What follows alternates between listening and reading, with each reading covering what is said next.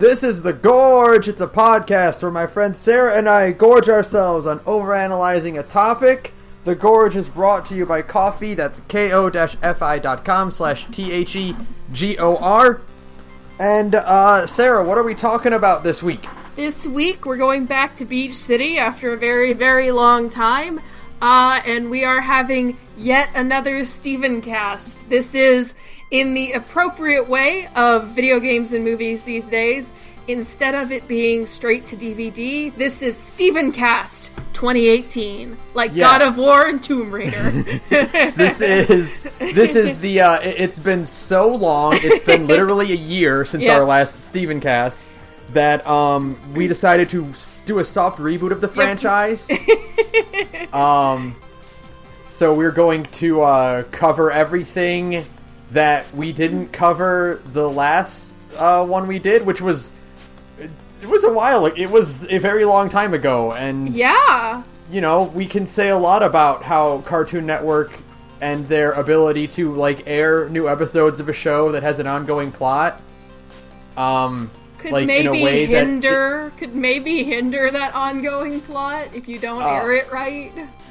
I am going to say, like, in full confidence that like this show is going to do much better when all of it's out and you can watch it at once. Yeah, when you can actually watch it in, like, the season, like, pacing it in the way the seasons are actually paced, instead of, like, starting season 5 and then there's, like, a huge 2-month gap and then the rest of season 5 comes out. That's not great pacing. It doesn't help the show in any way. So, you know, it's fine. Steven Universe is going to be great when it's finally all finished and you can just do a big, long rewatch and it'll just be the nicest thing. Yeah, but right now we have to put up with the worst, shittiest, most inconsistent release schedule ever. I don't know why I just said it like that. And that's why we haven't recorded in a year, which is wild. I have actually gotten, like, messages on Reddit from people being like, Stevencast when? And I'm like, Stevencast when there's more episode, fam! When we have enough to talk about, we'll do one. Like, we don't do them until we have, like, a good solid chunk to talk about. And mind you, we might have waited too long because we were watching Steven Universe on Saturday night for like 4 hours. Yeah, we did. Okay, let me see if actually I can check, because, like, the last one we did was when they left Lars on Homeworld. Yeah, but I'm thinking, like, where did we start the last one? I think, because this one we did, like, 20 episodes at once, and I think the last one actually, it wasn't 20. You know what? It might have... Oh, God, You know what? It was actually, like, 19 or 20, because we We left the last one... We left off because... The last one we did, two before we did, was, I think we ended it at Know Your Fusion with Smoky Quartz. Yeah. And then, so we started with, like, Buddy's book and all the way up until Lars's head. Yeah, that would have been, like, over 20 episodes. Okay, so I guess this is just, 20 episodes. I mean, that's like a full season, so it makes sense to kind of binge the whole season. Ish, because again, thanks Cartoon Network, you're useless. Yeah. We technically did leave the last one off, like, starting season 5. Yeah. But then, you know, it took months to get the rest of season 5 out because Cartoon Network. But we're done. I think the episode we watched, Legs from Here to Homeworld, was the actual season 5 finale. Yes, it was the end of the season. My God! For once they actually aired the end of the season at the end of the season. Unlike Bubbled, which they aired the end of the fucking, the core arc, the cluster arc. They aired it at the beginning of a new season. I'm like, why? Yeah. Bubbled was the end of season 3, because I have the episode guide pulled up right now. Bubbled was the end of season 3, and then we had like 3 or 4 episodes after that in that chunk. Because it's just like, because Cartoon Network just killed that momentum. Yeah. And so, for once, we ended the season with the season finale from Legs from Here to Homeworld, which is, by the way, an excellent episode title. Yes. It's so good. So, yeah. Oh, man. This season was wild. This was a very good chunk of episodes for us to watch. Yeah, even including the ones that started, because it started off with Stuck Together. Yes. The Trial, Off Colors, and Lars' Head, which we did the last one, were all really fucking good bangers to start off with, and the setup at the start of the season, carried throughout the entire rest of the season. Yeah. You know? Yeah. Yeah, so, let's just, start, then. So, is the plan to just, do, an overview of episodes, rapid fire, like usual? Yeah, just episode by episode, Okay.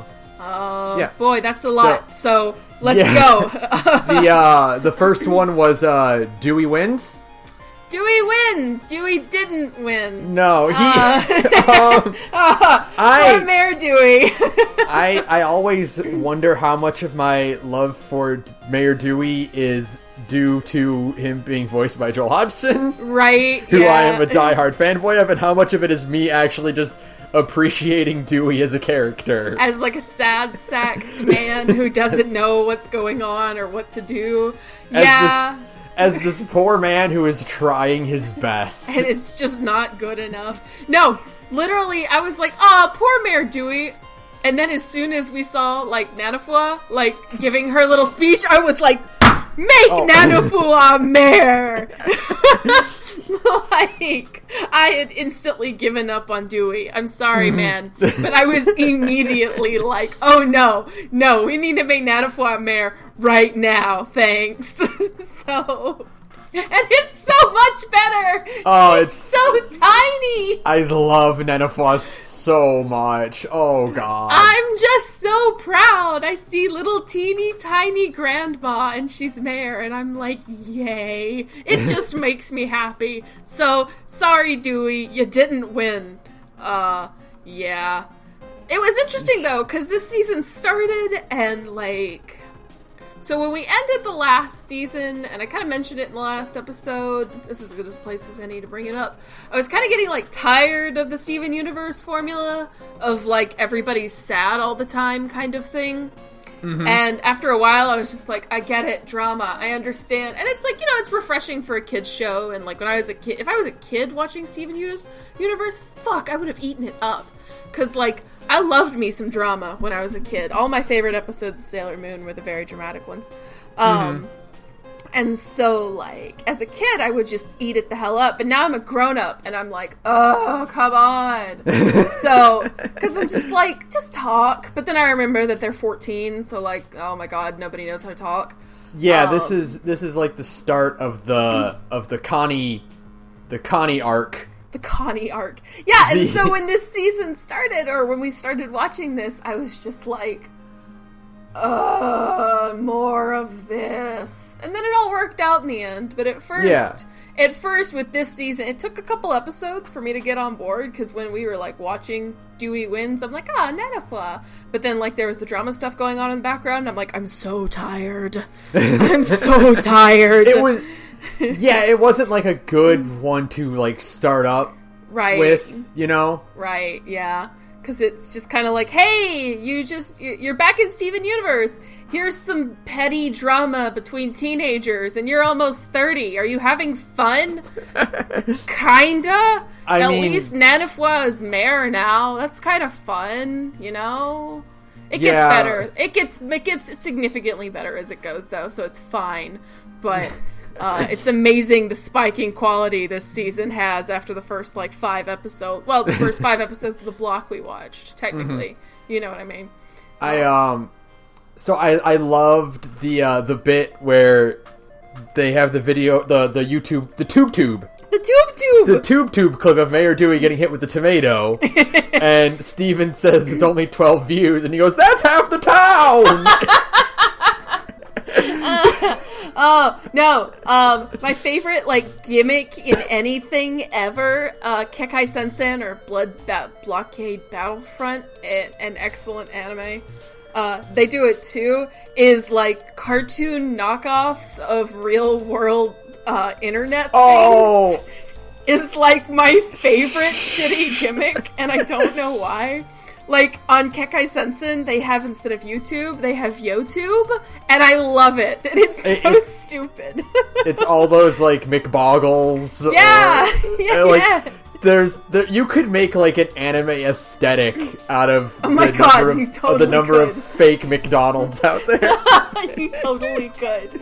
And it's just like, every time I see it, I'm like, that's so dumb. I love it. And so, Tube just was like, oh, great. I love Tube. Thanks, Rebecca Sugar. You understand me. Oh, but yeah, poor Mayor Dewey. I'm glad he kind of just gave up, that he didn't have to, like, keep humiliating himself. Yeah. Because Nanafwa was just so instantly like, of course I understand. I can't do her accent, so I'm not even going to try. And she's just, like, so instantly lovable as Mayor in her little teeny tiny suit. It's so adorable! She's so cute! She's so cute and so cool. I'm so proud of you, Nanafwa. So, yeah, Dewey Wins was an okay start to a pretty good season, but it's like, again, if you were, like, doing a rewatch where you were actually just watching all of, like, season 5, like, from season 5, like, S5E1 to 24, right? It would probably be paced a lot better, because you'd have, like, a lot of exciting stuff happening at the beginning of the season, and a lot of exciting stuff happening at the end of the season. But the way we did it in these blocks was like, oh, here's some, like, it starts out just kind of like, and then it gets cool, you know? Mm-hmm. So yeah, that's on Cartoon Network again. I love being able to blame them for everything. Yeah. Okay. Alright, so the next one is Gemcation. Gemcation. Okay. Which, if you've ever rented an Airbnb, this episode is relatable content. The bit where it was Pearl was reading off all the list of things they can't do. Yeah. Like, I had to stay on an Airbnb for MomoCon back in May or whenever it was. And we got there and like, this place is awesome, because it was like a trendy townhouse in downtown Atlanta in like a neat neighborhood, like close to the stadium. And we were like, this place is awesome. And then we get to the counter and there's a list of stuff, and the lady who owns the Airbnb is like, you can't turn the AC down past such and such, and don't do this and don't touch that. And we're all like, aww. So yeah, relatable content on Steven Universe. Things everybody understands if you're like a grown-up. Little kids are like probably not. They're gonna be like, what? Bunch of grown-ups watching Steven Universe are like, oh yeah, I feel that. So. Also, Pearl encountering a snake when they walk in. I spent this whole season going like, oh, Pearl, I love you, because she's just like, Pearl is my favorite kind of just like dorky cartoon mom, where she's just really well-meaning at all times, but she's also just so awkward and so out of touch with everything that every time she like has a line, I'm just like, I love you. Dogs, really? Hold on.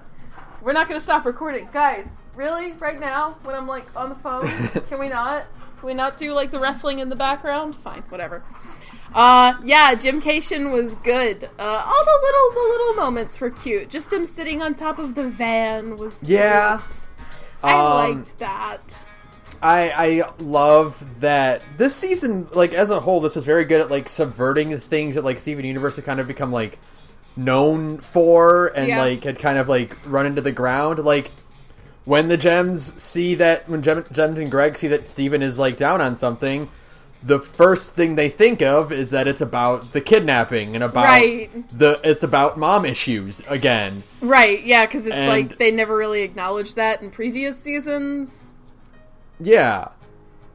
And this time they kind of like, they're like, oh, that's clearly, no, it's actually just like normal 14-year-old boy stuff. it's hey, he's having a fight with his friend. That's why he's depressed. Like, he doesn't even care about the homeworld. That's the best part, is he's just kind of over the homeworld stuff, even if it was traumatizing. Yeah, it was great. Yeah, that's what I love, because like that's like one of the things that like you get that in a lot of shows like this, where like a character has like a legacy to fulfill. Harry Potter does it fucking constantly. Right. Hey, did you know Harry's eyes are green? Like his mom's? The movies don't. No, but did you? So like, and you wouldn't know this, but Gunnar Craig Court does that a lot too. The webcomic Gunnar Craig Court does that a lot with Anne and her mother. Right. So yeah, it is always nice when like you finally do get a scene where the character is like, no, it's not about that. It's about something completely normal and mundane. Yeah. Mm-hmm. Like, I like that Amethyst is now the go-to talk to Steven character. Like, yeah. I love we'll get to that in a minute. Mm-hmm. But I love Amethyst, like, a lot. So, that was cool. Mm-hmm. And yeah, otherwise it's just like a cute, nice, like, relatable episode about, like, arguing with friends and being all, like, emotional about it. And the hope spot in that of, you don't get service up here. Oh, I know! Then I don't know how but I like physically felt my chest tighten at that, like, because I've been at that, like, oh, they haven't responded in a while. Right. I think everyone has a thing where it's like you text someone and they don't respond immediately, even if it's like super mundane, but you're like, what if their uncle died as a result of like whatever mundane shit I texted, or like, wait, do they just like really, really not like Mexican food? Like, what happened? What happened? Are you mad at me? Oh, they were driving. Oh, okay. Right. Yeah, it's fine. Yeah, it's totally fine. And the moment where they get to the top of the hill and it's like, I've got a text, and it's Ronaldo, and we were both just like, oh, Ronaldo. It's not only is it not Connie, it's the worst alternate option it could be. It's the worst possible person. Yeah. That was great. So, thanks, Ronaldo. The running theme of Ronaldo is still just the worst. Like, he's still just, like, the worst kind of weeby fuckboy is great, and I'm glad it is there. Like, Lars got a redemption arc and it rules, but Ronaldo will always be just, like, the worst. Like, so Lars' redemption arc, like, skyrocketed him to, like, one of the best characters in the show. Oh, absolutely! And then Ronaldo fucking nose dove on fire into the ravine of worst character possible. He was like, I see a slot's open for worst character now. In I go! Bye! Like, the minute the cushion of Lars was gone... Ronaldo just sparkles. You realize, like, now that Lars isn't there to, like, distract you from Ronaldo's terribleness, you can, like, laser focus in on how bad Ronaldo is, and you're just like, oh, I'll fight this guy. He hit rock bottom, and then he just kept digging. It's so true. He's gonna hit the cluster any minute now. He's gonna pop that bubble. It's gonna be terrible. The cluster's gonna meet Ronaldo and been like, never mind, we have to destroy this planet. Oh, God. Okay, we drag Ronaldo because it's easy to do so. Because he sets himself up for it, damn it. He's just the easiest character to mock. He has no redeeming qualities except that one episode. And that's it. So, yeah. What's next? Alright, next will be Raising the Barn. Which is continuing the depressing ending train that we've been riding the past few episodes. The last few episodes, I'm just like, I'm sad now, Rebecca Sugar. Give me a break here. And I'm just like, oh, Lapis, I know you're sad, but come on, girl. But I get it, too. You're just like, you get it, and you're still like, come on. And then you still get it. And then she's got depression. She's a sad blue girl. She's my sad blue girl, and it's fine. And you know, did you have to take the barn if Peridot wasn't going to come with you? Couldn't you have at least left the barn? Did you have to take it to the moon? You know, it's one of those things where, like, you kind of, like, this is kind of the episode, like, kind of, like, drives it home. Mm-hmm. And it's kind of something you kind of realize, like, no one really talks about it, like, in the show or whatever, but Lapis is selfish. Yeah, Lapis is selfish. I mean, she's been selfish for a while now, and it's kind of why I like her, because it's a understandable degree of selfishness. Lapis is like my fourth favorite character in the show, probably. There's a few characters in this season who have just like shot up to incredibly high status above her, but you know, it's fine. But yeah, I mean, part of why I like Lapis, and, you know, some people are like, well, you know, she's selfish. Well, yeah, that's kind of the whole point, is that, like, these are people with, like, real, relatable, like, emotions and stuff, and sometimes they do, like, really shitty things because they're people with, like, real, relatable emotions and stuff. It's a crazy idea, I know. It's called, like, character writing. You should look into it sometimes. Yeah. Yeah. And so she just packs up and takes the barn. And it's like, did you have to take the barn? You took the meat morps. At least leave the meat morps. It's just like it's just interesting because, like, this is a show that deals a lot with, like, this character has a personality problem. Yeah. And then over time it'll be fixed because, like, it's acknowledged by the characters, you know? Mm-hmm.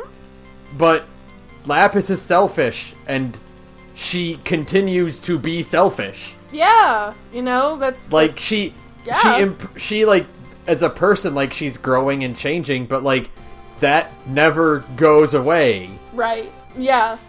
And, you know, it's kind of like, in this case, the running away part is, like, super relatable, of course, because it's like, no, I don't want to get involved in anybody else's drama. I'm tired of it.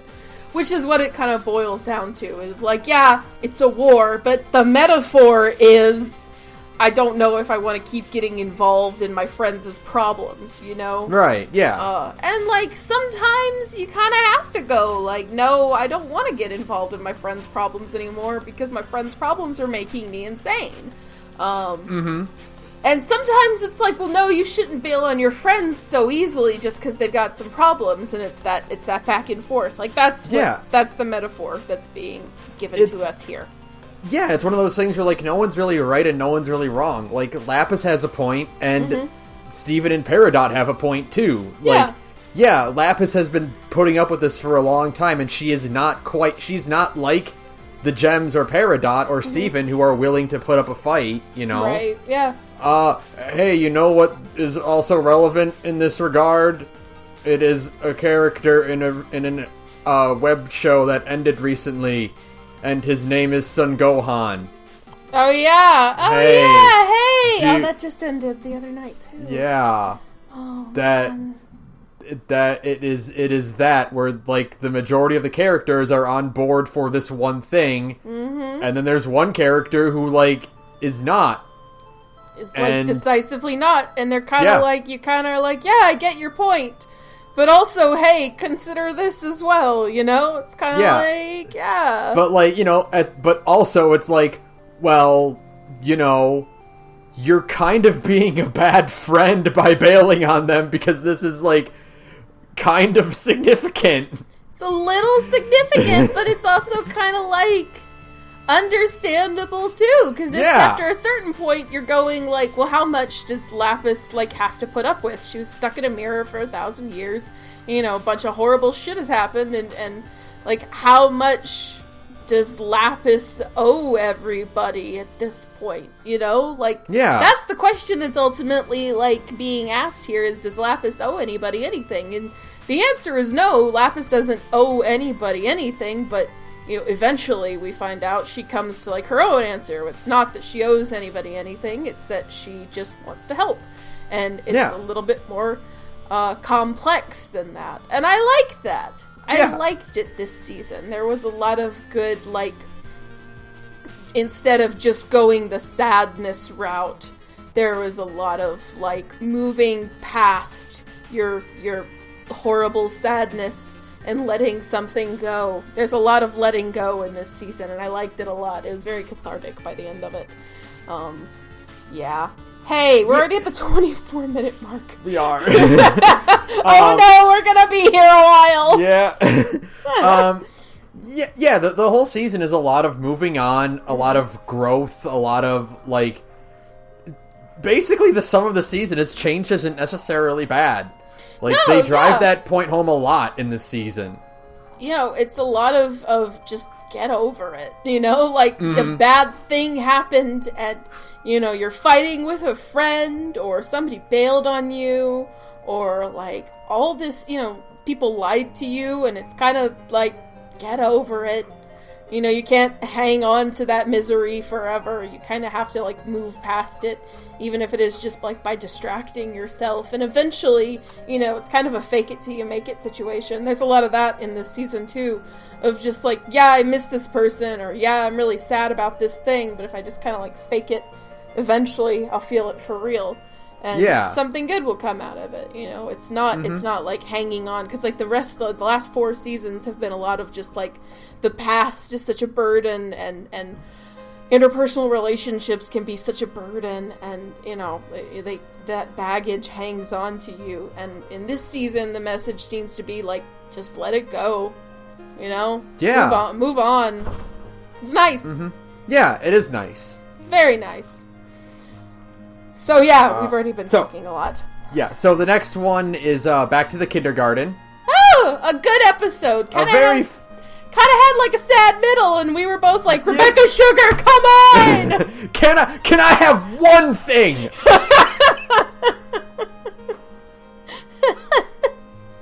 Hey, how about both of us at the same time going, oh, there's monsters in this show? Yeah, this episode actually brought back like a season 1 thing, which is, there are corrupted gem monsters that need dealing with, like a season 1 thing.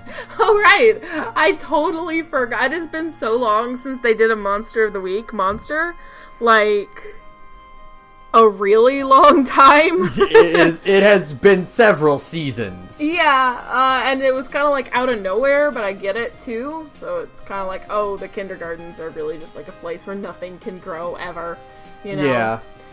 So it's okay. I did want to see the garden that Amethyst and Peridot and Steven made, but it's fine. Yeah. So, yeah. We got to see Smoky Quartz again, though. We did get to see Smoky Quartz again, and I'm so happy because, like, what a fun-looking fusion. They're just such a delight. They're great. They're just so fun and round and goofy, and it's like, oh, yay, Smoky Quartz. I'm so glad. So, yeah. And then Peridot got over it at the end of it, so it was fine. Yeah. Peridot got to move on. We got a happy ending after all. I do love Peridot just, like, in the bathroom for days, just, like, face down in the mattress.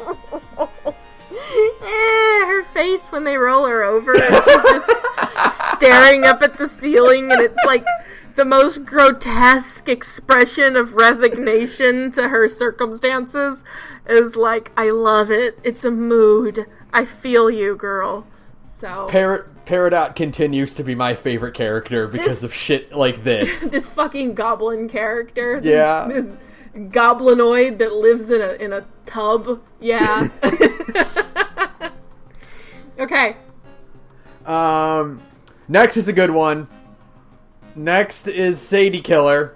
Sadie Killer! Sadie Killer is great. I'm so proud of you, Sadie Miller. Sadie Miller is another best character. If you told me to make a top 10, I probably wouldn't be able to. Because they're all number 1. They're all, yeah, it's very hard to decide, but like Sadie is doing really great.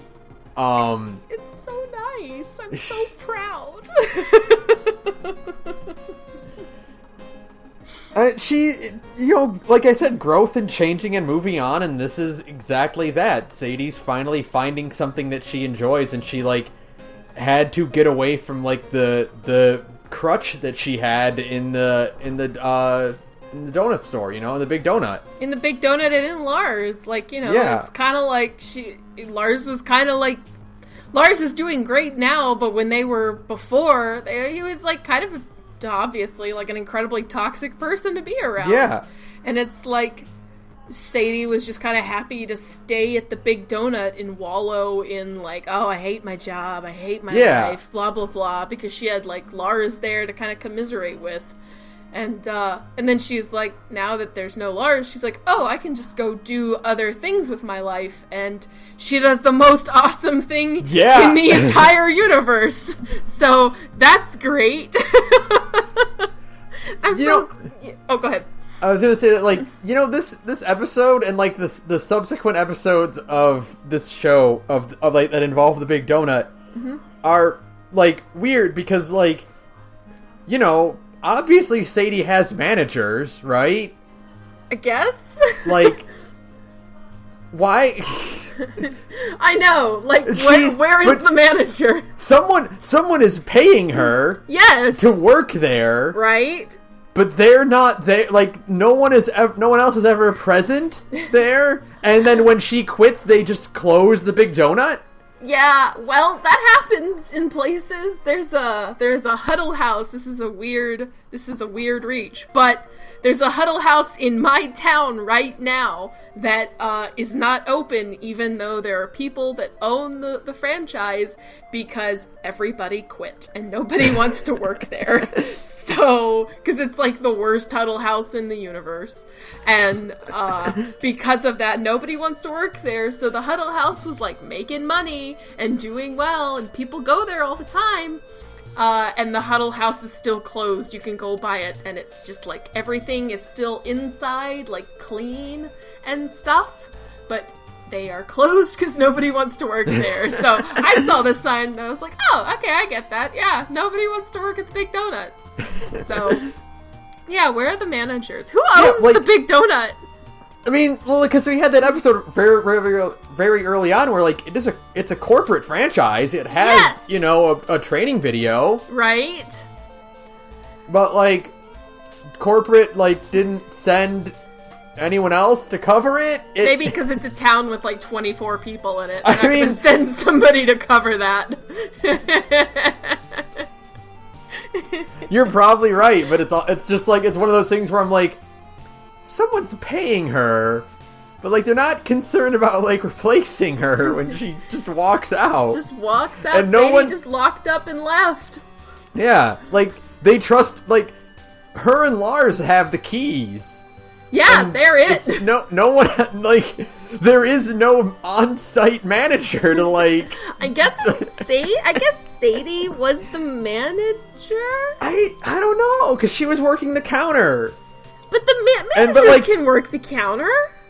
It's so... At, like, a little donut shop. And the other thing is, like, well, who was making the donuts? Was she also... The donuts were almost certainly sent in a box, and they just, like, you know, unpacked them. Those are pre-made donuts. You're probably right. Yeah. The complex economics of franchising in the Steven Universe world. That's what this podcast is about, folks. But I mean, mostly because this episode is mostly just, like, it's great because I love the implication of Sadie watching Bulgarian horror films. Yes! That's like, so great. Also, Bulgaria still exists in the Steven Universe world. Oh, right! Yeah. Because nothing in the Steven Universe world makes sense. It's great. It's the through line from Steven Universe and Devil May Cry, because I'm gonna make that reach somewhere right now. you know, Capital City. Yeah, the city from Capital State. Yeah. Capital City. Empire City. Sure, Empire that's City. That's Empire City. Right. Empire City and Empire State. Yeah. Mm-hmm. It's fine. Don't worry about it. Yeah, and it's just like cool. Sadie is in a fucking like spooky punk rock band now. She's in a Hanna-Barbera band. She's in oh my god, she is in a Hanna-Barbera band. Later on when the band gets a theme song, like that's a fucking Hanna-Barbera theme, like Jabberjaw theme song. It totally is. Yes, Sadie Killer and the Suspects. That's them. Yeah. It's incredible. I hope that at the end of the show they put out a whole album of Sadie Killer and the Suspects tracks. Oh, right? That'd be great. Wouldn't that be amazing? I would be so proud. I want that so badly. So, Cartoon Network. I know you don't care about merch or anything for Steven Universe, but like Sadie Killer and the Suspects CD would be like baller. So it would be so cool. Cartoon Network used to do that. Yeah, they did. They used to do a lot of cool things. Back in the day, man, remember fucking what was it? Were they Groovies? Where they just like did like grunge songs about like old cartoons and shit? Yeah, they would just play like Josie and the Pussycats like music videos on TV just because they could. Yeah. Like that was awesome. That was the coolest. Remember when Cartoon Network was really cool? Like there was like a ska band that did like a song about Jabberjaw, and like a bunch of like hip hop artists did like a Dexter's Lab album or something. That's cool. It's fucking dope as shit, man. Dopest thing in the universe. Now you have a cartoon that like does songs all the time. It's like fucking, here you go, do it. There you go, make an album. And there was less singing in this season, as much as I was complaining about last season. There was some good singing in last season. There's less in this one. It's fine. Next. Next is Kevin Party. Oh, Kevin. Kevin is now the second worst character because Kevin doesn't show up as much as Ronaldo does. Right. Kevin is the second worst character in Steven Universe for sure. And, here's the thing, though. This is how bad Ronaldo is in comparison to Kevin. Because when Kevin was like, I got my heart broken, I was kind of like, oh, poor Kevin. If Ronaldo was like that, I'd be like, ha ha! Well, remember Ronaldo did get his heart broken because his internet girlfriend broke up with him. Yeah, we laughed about it, too, remember? Because we're terrible people. So Kevin is still the worst. Although I did think that Steven's cool kid outfit was really cool and cute. It was cute. It was. It was cute. His hipster jacket and scarf. I was like, oh, it's kind of cute. Oh no. Good job, Kevin. You made Steven even cuter looking. So that's cool. But this is like, this is like anxiety all over. Like, I know, right? It's the person I'm fighting with, and they're right there. Yeah, what do I do? Do I approach them? Do I talk to them? Do I just ignore them? Do I just rub their face in it? I don't know.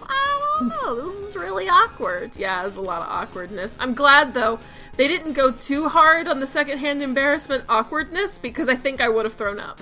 Oh, I would have died. Like, yeah. Thank God Rebecca Sugar knows how to work with that and make it so that it's there, but it's not horrible to observe. Yeah, it's not misery. That was great. Because sometimes it's really, obviously nobody can do secondhand embarrassment. That's the whole point.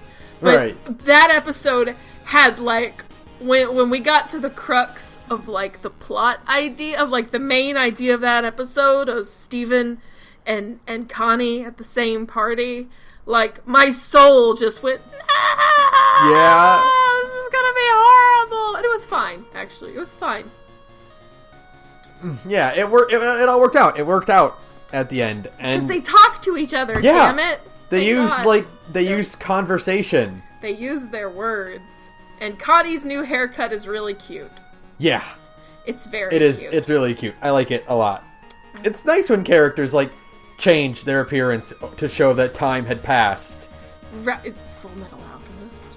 It is. The best anime ever made. Yeah, you remember the character who got a significant haircut, Al? Yeah. Shut up, Ben. No, he did, though, remember? I know he did. That's why I'm telling you to shut up, you nerd. That doesn't count. It totally counts, because they never fix it. They never fix fix poor Al's little ponytail helmet thingy. Ponytail thingy. I don't know. I have a feeling that it's because Arakawa was like, you know what? I actually hate drawing this thing. You're totally right. I bet it is. That's just, it's the same reason. Like the reason Super Saiyan has gold hair. Blonde. Yeah, it's the same reason. So I don't have to draw it anymore. Hiromu Arakawa got tired of remembering that thing was supposed to be there. That's it. How long is it again? Does it go down to his waist? Doesn't matter. It's gone. Okay, it's gone now. What? I'm sick of this. Cool. Yeah, but that's but this episode is really nice because I also did get to drag Kevin a little bit at the end, and yes. I really do love how like even Steven of all people is like the only reason he went to Kevin's party at all and didn't immediately brush Kevin off is because he might run into Connie. Yeah, Steven, who is like a little ball of happiness and sunshine and like loving everybody, is like, I don't care for Kevin. Yeah. I don't care for Kevin. Yeah. I love all of Beach City equally. Later that day, I don't care for Kevin. Yeah, that's it. Like the minute Steven and Connie trademarking that meme. Fuck all of you. It's going up on Twitter as soon as this episode is over. You can't steal my joke. The minute Steven and Connie became friends again, they just start dragging Kevin. It's great. Yeah, I love that Steven was like, I think he got his heart broken. It's kind of sad, and Connie was like, not like, aw. She was like, ha, yeah, that makes sense. Yeah. Word. Yeah. Let's bond over how much we hate somebody else. That's real friendship right there. Yeah. That's what Ben and I's relationship is founded on, is mutual hatred of like 4 different video games. That's it, people. That's it. And then I love the setup of like Kevin wants Stevani at his party because like that'll make him cool, you know? And like every time Kevin gets involved in anything, Stevani is also there, you know? Right. And then this episode is building up to Steven and Connie reuniting and making up. And, you know, what usually happens when you are, like, suddenly, like, your emotional attachment to someone spikes in Steven Universe. You fuse with them. You fuse. Yeah. And nope. Didn't. Nope. They even set it up, because it's kind of like they go behind Lion, and you're like, is it gonna happen? Nope. Bye. Nope. They just get on Lion and go home. Bye, loser! It was so good. Okay, what's next? What's next? What is it? Is it what I think it is? Next is the one. Yeah, Lars of the Stars. The best episode this season. I would watch an entire show, 12-episode season spinoff that is just Lars of the Stars. Yes. Fucking Voltron who? Sorry, it's Lars of the Stars from here on out. Best show ever, shut up. I've never been more proud of my boy than when he was just getting to be the coolest guy in the world. Like, oh my god. This episode also did one of my favorite, like, gags ever. Which is? It's not really, like, it's kind of a gag, also kind of a gimmick, where it's, like, character and then like subtitle, like title card, you know? Yes. But I love when they get like really, really creative and weird with them.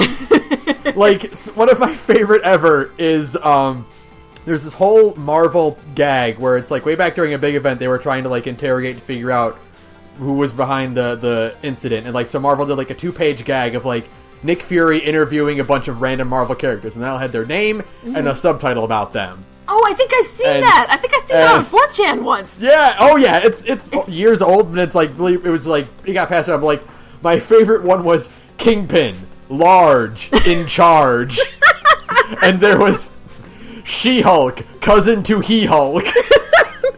Yeah. And my absolute favorite comes from a Team Fortress SFM. Okay. That was, I think it's my Crocodile, where, like, characters would be introduced and they'd all have subtitles. Like, it was, like, sort of like a fantasy pastiche. Right. And, what's his name? The TM2, like, the wizard character they introduced was, his subtitle was, "That's him, officer." Marasmus. Yes. That's him, officer. Yeah. And this episode had that, and they were all great. Oh, they were so cool. I mean, like, because like the whole thing is that like previous episodes where it's like you don't know what's going on with Lars. Like, Lars has been kidnapped. Like, Lars being kidnapped was the crux of Dewey Wins, Right, yeah. Like, the fact that he's missing and he's lost, and, like, Steven is like, yeah, the last time I saw him, they were hiding in a cave, and, like, and then he comes out, and Lars is Captain Harlock. Lars is Captain Harlock with a cool scar, and, like, a cape, and a ship, and he's like really smarmy, and he's like, yeah, I stole this ship, and there were no guards there, and then Emerald is like, there were 44 Imperial guards, and he's like, I guess I didn't see any of them, and then like Steven and Connie are like, oh, and then you're at home going, oh, he's so cool, yeah. Why is Lars so cool? Lars is the coolest guy now. I'm so proud of him. I'm so proud of the Lars redemption arc. It's been good. It's like he fucking rode the Star Skipper to like best character. He is just so fun. I'm so excited for him to get back to Earth and for like him and Sadie to just be like the coolest cats in Beach City. And yeah, it's gonna rule, man. He is so, and like because this episode is like it's like he starts to backpedal a little bit, yeah, right, with the whole thing with Sadie, yeah, and it's like then it's like but you know what, they're best friends. yeah. Connie and Steven are very innocent. Connie and Steven are also best friends. Yeah, yeah. They're like, you're best friends, and we're both like, that's what they are. It's that whole reminds me, because like it's like set up. It's like because Connie, Steven is like, because you and Sadie, because like Steven wanted Lars and Sadie to hook up for like a long time, legitimately wanted them. And then the fact that like it goes into best friends reminds me of, I don't know if you watched it, but there was like that episode of Teen Titans that dealt with like straight up racism. It was like a long time ago. Yeah, well, there was an episode where like they ran into an alien where like he was racist against Starfire's species. Right. And like she's like, she's talking to Cyborg about it, and he's like, yeah, I know what you mean. Right. I know what it's like to be treated different because of how I look. Right. Pause. I'm part robot. And that was such a line that like an exec was like, you need to add something because you can't just do that. Yeah. No, I loved, because like the setup in Steven Universe is like you're expecting like, because we've watched movies. To be like, because, Lars is going to say, you love her or whatever, right? Yeah. No, you're best friends, because Steven and Connie are respectively like 13 and 14 years old. And they don't think about that kind of thing like that just yet. And it's like, aw, you two are so innocent. It's okay. You're good kids. Lars is so cool. Also, fuck it, how about Lars doing the noblewoman's laugh? Yeah! How about how great Emerald was for like the 30 seconds she was on screen, right? See, that's why I want a whole series, because I want to see the back and forth between Lars and Emerald. Like, that's amazing. I absolutely want Lars to have like a gem rival that he just like constantly. I want Lars to get to Earth and Emerald to like show up right behind him, and even though it's like the diamonds are on our side, they're still like nya at each other, Emerald just hates Lars that much that she'll technically betray the diamonds. She'll betray her diamond just to like nag Lars. Exactly. Lars goes back to being like a normal Beach City kid after being a space pirate, and she just will like pop up out of a bush and be like, you! And he's like, I'm trying to hang out with my friends. Would you go away, lady? That's what I want. I want a whole season of that. Oh my god, it'll be great. It would be amazing. I want Rise of the Stars. Also, they have to use that. And then you get Fluorite going that. Yeah. Also, the Pat Parasha joke never gets old. I'm sorry. Oh, the Pat Parasha joke will never, ever not be hilarious. I love her so much. Being funny to me, especially when, like, every now and then her past vision, like, solves a problem where she's like, I predict Lars will be pressing the wrong button. And he's like, oh, cool, thanks. Yeah, it's great. Well, I love Lars. I love the off colors so much. I cannot wait for them to get. They're setting it up. It's like they're gonna. You know what? We'll get to the when it's the end of the season. But yeah, right. Like, they're setting it up for like a specific thing. I know. I'm so ready. Okay, what's next? Next one is Jungle Moon. Jungle Moon was good because we got a whole Stevani episode. Yeah, that's all I wanted. A whole Stevani thing, and with some fucking bomb at the end. We got a drop there. I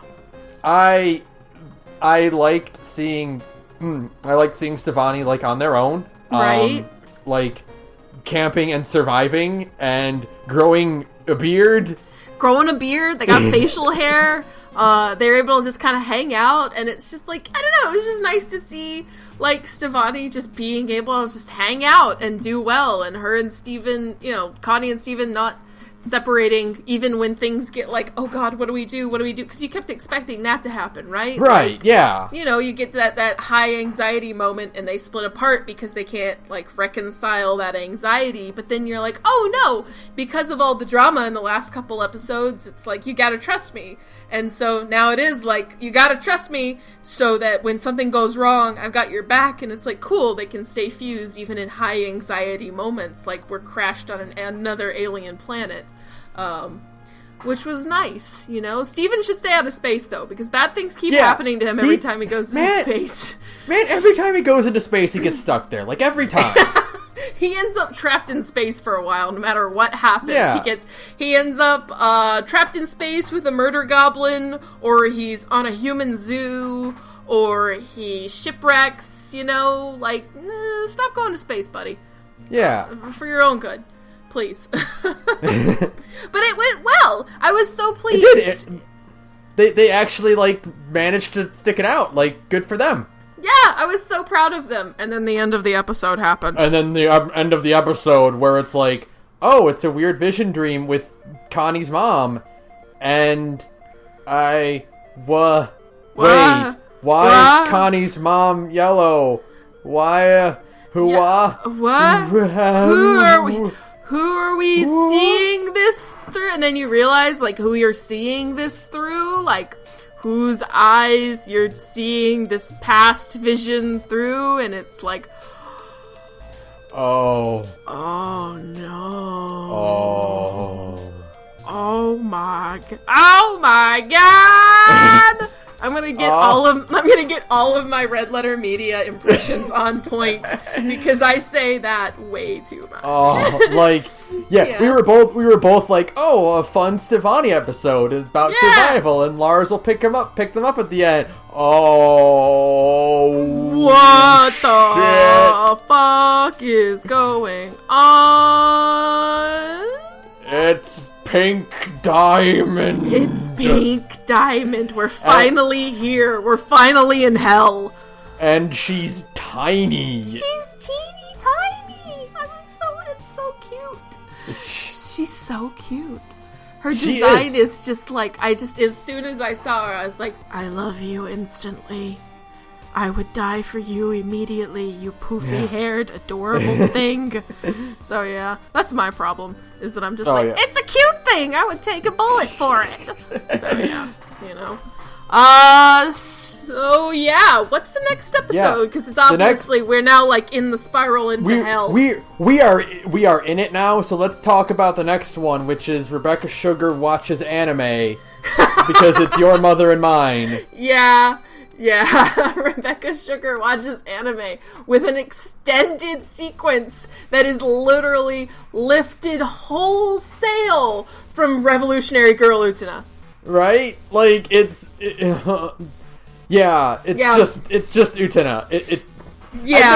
I have never watched Utena, and I saw that, I'm like, oh, that's Utena. Like, there are shadow cutouts and rose borders, and it's all pink, yeah, I've watched some Revolutionary Girl Utena, and I was like, shut up, Rebecca Sugar. We know you watched anime, you weeb.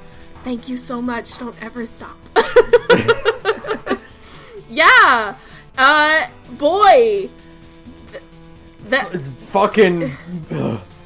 There's a lot going on in Steven Universe now. Oh, you're just going to give us backstory. Cool. That's fine. We're just gonna get a bunch of backstory now about Rose Quartz. This is cool. Oh, you're just allowed to do that? It's been so long since we got any kind of answers, and now it's boy. Although, how about Garnet and her, like, incredibly inspiring speech to the Off-Colors, right? Oh my god, right? I love Garnet so much. You know what? Estelle did such a fantastic job in this episode by, like, having Garnet do voices and, like... Yes! Emotion for, like, the roles she was playing. Right. Like, holy shit, this episode was great for that. Right, yeah, and just... Man, Estelle is so good! Also, it is so much fun to watch Garnet fangirl over things. Oh, I know. She makes everybody so uncomfortable literally every time she does it, but... I know, but it's so fun. It's so cute. She gets so, like, excited, and she's just like, look at all these fusions, and it just makes her so happy that all these people are, like, as happy as her. Yeah, man. Oh, man. It's so good. Good. And this episode was just like... Oh, hey, it is like, you know... Oh, boy. We're getting some lore dump. Some shit's about to go down. Anytime Rebecca Sugar starts giving me answers, I get nervous. I'm like, you're planning something, you horrible woman, aren't you? How dare you do this to me? Yeah, so that's cool. And I was right. Yeah, you were right, because, like, we are in the spiral now of just, like, the hits are going to keep coming. Yeah, nope, we're not slowing down anytime soon, people. Although, actually, we are, because the next episode is a break, but... It's a break, but it's a good break. It's a really good break. The big show is... I always appreciate when a show does, like, an episode in a different style. Mm-hmm. So, like, doing, like, most of the episode, like, in camcorder footage was really cool. Yeah. And it was just, you know, I love the episodes that take the focus off of, like, even off of Steven and the gyms. Like, we get a lot of Beach City Denizen episodes, and I love all of them, but Steven is usually kind of still at the center of that. So it was cool to get an episode where Steven was literally out of frame the whole time, because he's the cameraman. And we get to just focus on, like, Sadie and like, that really cool show. I would see a real-ass Sadie Killer in the Suspects show. Oh my, yeah! Yeah, it was pretty great. Just, like, as a concept, just, like, fucking gorillas that shit! Yeah, it's so cool. I would love to see a show like that so much. Like, I love gimmicky-ass shows like that. And I need more of them in my life. I've been a Proto Men fan since I was, like, 19 years old. Give me all of your shitty gimmicks, please. So, yeah. And it was just, like, a nice, like a breather episode. Yeah, you know, we've been getting even the breather episodes that we've had before, like, they were still, like, in the midst of, like, some bad shit going down. Mm-hmm. Like, you know, like, Steven and Connie still fighting, or, you know, Lapis being gone. But, like, this is the first one where it's not like, yeah, things are actually kind of going alright. We know that Lars is okay. You know, Steven and Connie are friends again, and, like, Peridot's doing better. So, yeah, just take a breather and have fun watching this garage band become, like, big. Yeah, it's just like a nice kind of like, oh, okay, let's take them up, because, like, the last episode was like a what the fuck is going on episode, and then we get to this one and it's like, okay, cool, take a breath, enjoy the peace, because shit's about to get real. Yeah. Shit's about to get real. I hope you're ready. So I'm looking at like the review guide just to keep track of like you know where we are in it. You know how I mentioned that like their song is basically just like a Hanna-Barbera cartoon? Yes. Sadie's voice actor plays Velma now. Oh my god! Sadie's VA has been like the official Velma voice for a while now. Who's Sadie's voice actor? Is she like Kate Micucci? Don't know her. Okay, I know we do voice actor talk a lot, so you know. Yeah. She was in. Yeah, she's Velma. She's Webby in the new DuckTales. Oh, okay. Yeah, so like a lot of like Western cartoon stuff. Western like kid show stuff. That's cool. Yeah, no. Yeah, so she's just Velma. She's just Velma. Yeah. So she is just a Hanna-Barbera cartoon character. It's great. Mm-hmm. I'm just seeing what there was a thing. I personally love the Back to the Future reference. Oh, wait, which one was it? No, where Greg was like, hey, you ready for that new sound you've been looking for? Well, listen to this! And then, like, yeah, they're like, that doesn't actually work because it's playing off of a laptop speaker into a phone. Right, it sounds terrible, but I like their vibes, so, yeah. And just, like, I don't know. It was just like it was just a nice kind of chill episode of Sadie and her mom and kind of those feelings about that, and it was nice. I was like, Sadie, be nice to your mom at one point. Like, and you know, and the other thing is like, you know, also like I get it, you know, like same thing with Lapis, where it's like, yeah, you know, you want Sadie and Barb to like, you know, you it's nice that Barb is enthusiastic about, you know, her daughter's band and like the things, you know, her passions, but also like, you know, it's Sadie's thing, and she doesn't want, even if it's like positive, she doesn't want someone like interfering with that, you know, to a way. Like she wants it to be her thing that she has total control over. Right, yeah. And to not have her mom come in and like try to even just give even like friendly suggestions. You just don't want that. You just want like, hey, just let me do my thing. And yeah, I totally feel that, but I was also like, be nice to your mom. Be nice. She's just excited for you, and she's happy. Your mom loves you. It's those conflicted feelings. It's that problem of being almost 30 and watching a kid's cartoon. Where, on like the one hand, you remember being 16 to 19 years old, and you're like, God, Mom, leave me alone. I can do this myself.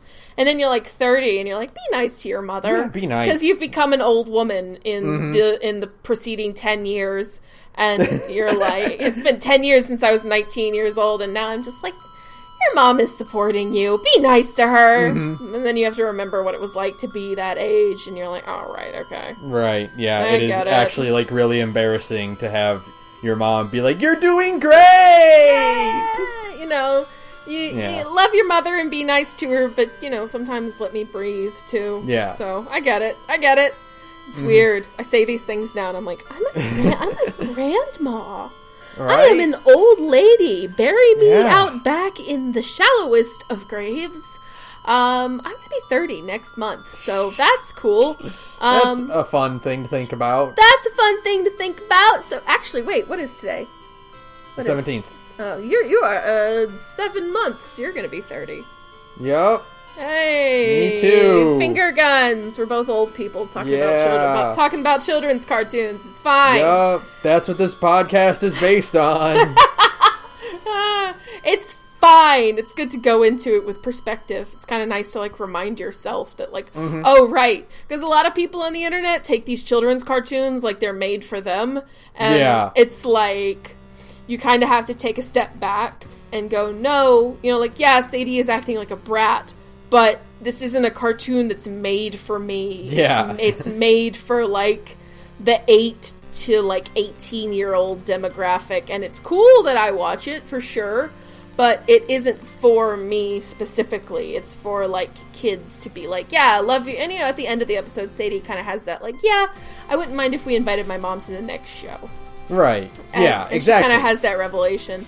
And, you know, so, like, that's Sadie, like, kind of learning her lesson. Like, she did want her mom to be there, ultimately. And But it's a good thing to show, like, yeah, it's totally valid to, like, want some degree of independence from your parents when you finally have your own thing. And when you are an old person now, you have to kind of take a step back and go, okay, this is not actually for me. I am enjoying it, but it wasn't made to suit, like, my tastes. And cartoon... Oh, go ahead. This cartoon is bad because it didn't make me an adult cry, and instead made to entertain children. It was made to entertain children. Yeah, exactly. Crazy idea, I know. So, that being said, it was a good episode. What's it was next? Really good. It was really nice. The next one is pool hopping, which was a weird one. It's a strange episode, right? It was, yeah. Kind of odd. It was like... We're used to these episodes where it's just Garnet and Steven. You know, they've happened before, and, like, they usually do involve Garnet's future. Like, Garnet's future vision and Steven is, like, a running episode theme, you know? Right, yeah. But this one was, like... This one was like, a weird one. Yeah, it wasn't bad. There aren't a lot of bad, episodes in this show. We've had a few. But it was one of the less good ones, I guess. I didn't dislike it. I mean, it had kittens at the end, and Garnet got a cat, and that makes me pretty happy. Because I'm a simple-minded idiot. I'm like, oh, it's a kitty! But yeah, it was kind of weird, right? Like, there's just a lot going on, but I guess that was the whole point, too? Yeah, I mean, like, the whole thing with, like, the explanation of Garnet's future vision and, like, the weird way that it's been like, exploited like this is, like, it leads to some weird scenarios that you kind of think about. Like, you know, these alternate futures that she's predicting and, like, how they can distort and, like, branch off even further and, like, you know, it is strange for this show to see Garnet in, like, a moment of weakness like this, you know? Yeah, exactly. Not in, like, a panic or not in, like, being caught off guard or anything like that, but, like, contemplative, you know? Right. Like, she's doing this experiment because she needs to test herself. Like, we've never actually seen her, like really doubt herself like this. Yeah, not for a long time, not since the first kind of encounter with the horrible fusions, the force fusions. Yeah, and so, but I mean, like, it also had, like... Garnet working at the Big Donut, which is amazing. which that raises further questions! we were talking earlier. We were just talking about this. Yeah, about, like, how Mercedes. Did she get that job? Someone hired her. She did an interview. Did she just show up? Did she just show up and just, like, start working? Is it like an Eldritch thing that, like, the Big Donut chooses its employee? And there is no corporate. It's just some Eldritch horror making, like, training videos. Like, Garnet walked up and she tried the door and the door opened for her. Those who are worthy may enter the Big Donut. Yeah. They who are worthy of the power of the Big Donut shall lift this key. Garnet is certainly worthy. Yeah. It goes back to what we were saying, though. We've said this in, like, a past episode at some point. Nothing is out of character for Garnet. Nothing. Anything like it's like, you know, the beginning where Garnet's at the Big Donut harkens back to the episode with Mr. Smiley and Mr. Frowny. Yes. Where Garnet shows up to give Steven a plot device to get the plot going. And then she leaves. And then her part in the episode is over. Nothing Garnet could do would be out of character beyond, like, disliking Steven. Yeah. Everything else is up in the air. Mm-hmm. Garnet can work at the Big Donut, and everybody would go, yeah, that tracks. Yeah, that makes sense. Yeah, that makes sense. Garnet working in there and then quitting in, like, 15 minutes. Tearing off the shirt and, like, flexing, coughing around, flexing the shirt off. Because Garnet is awesome. Yeah, also the fact that she's wearing her Big Donut shirt over her shoulder pads. Yeah. I was just like, awesome. Thank you. The shot, seeing like the shot of her like behind the counter at the Big Donut, like harkens back to me. Like it makes me immediately think of when during Steven Floats when she cartwheeled away, and then there's the sound of broken glass, and she comes back with someone's phone. Yeah. That's it. Um, That's it. So this episode also introduces a new character, Cat Steven, which is just like, you think you're being fucking funny, Rebecca Sugar? Do you think this is a motherfucking game? You clever. You and your fucking puns. Yeah, it was pretty good. Hanging out with Vidalia too. I like Vidalia. I like Vidalia a lot. I also like the implication that there was a timeline where Onion got abducted and not Lars. God, if Onion got abducted instead of Lars, he'd be ruling Homeworld in like a week. Are you kidding me? Yeah, Onion would solve that war on his. Yeah, Onion would solve that problem on his own. You'd get to Homeworld and he's just chilling out with White Diamond. They're drinking tea together, and you're like, "What the fuck is going on?" Nobody's gonna tell you. Well, not Onion, sure the hell isn't. So you know, just roll with it, I guess. Was it during Dewey Wins where they were like ladies, gentlemen, and Onion? Yes. And when during Raising the Barn, where Onion is just there for a minute, and it like Onion has an onion stand. Yeah, it's an onion stand. Onion has an onion stand out in the middle of nowhere because sure, it's fine. Roll with it. Oh, I love when Onion is just around. He's just kind of there, and it's like nobody even bothers to explain it. It's just like, cool, that's cool. So yeah, it was a weird episode. I didn't dislike it, but it wasn't one of the like truly great ones. Mm-hmm. And neither is the next episode. It's fine, except for one thing. What's the next episode called? Letters to Lars. Letters to Lars is fine, except for one thing. And that is that Pearl is the best mom in the universe. Okay? The whole bit where they're at Jamie's improv thing, and he's like, I need a word from the audience. And she's like, Steven! And then they start doing another thing, and she's like, I like the ones about Steven more. She's just like the best kind of supportive mom, where Pearl embodies the meme of "You're doing great, honey." Oh, like, absolutely. That's Pearl. She's trying her best.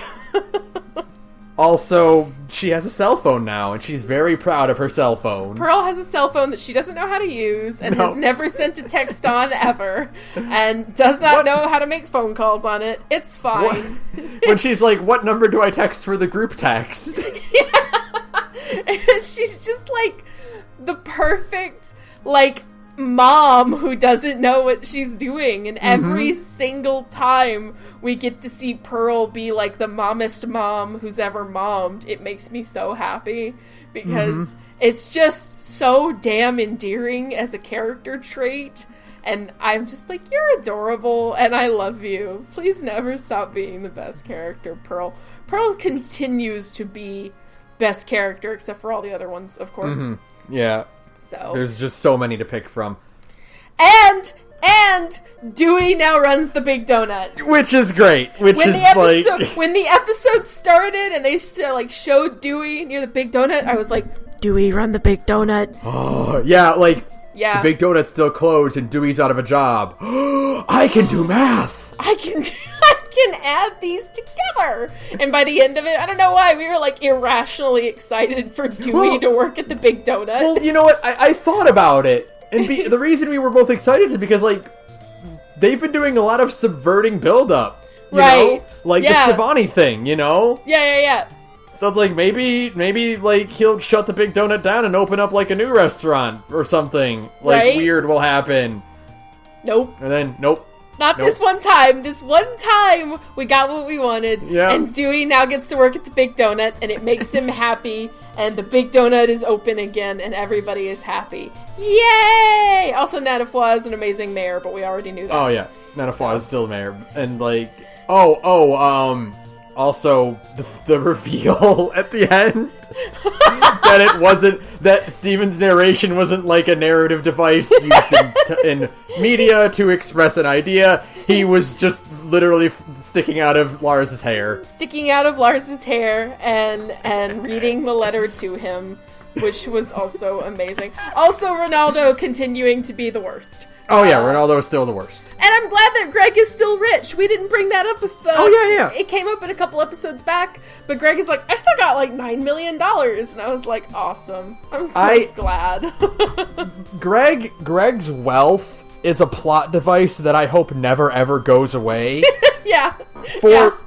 Because like, this is something I've kind of realized watching like other forms of media like that, where it's like, when a character is rich, but it's used to wipe away like any sort of questions you might have about how they got into that situation. Right. It's fine. It's fine because they're rich. It's fine. Like, the reason Scrooge McDuck is rich is so that he can go to places and no one can question it because he can afford to do it. Right. Yeah. Exactly. That's how it works. That's the gag, and it's always great, because it means that Greg can just kind of do things arbitrarily because he has the funds to do it. He's like, I can buy Sadie and the suspects a bunch of cool, like, stuff for their show, because I'm rich, you know? It doesn't even bother him. Greg is the best kind of, like, rich and, like, extremely modest and generous. Right, he just kind of, like, hands it out because he's got it.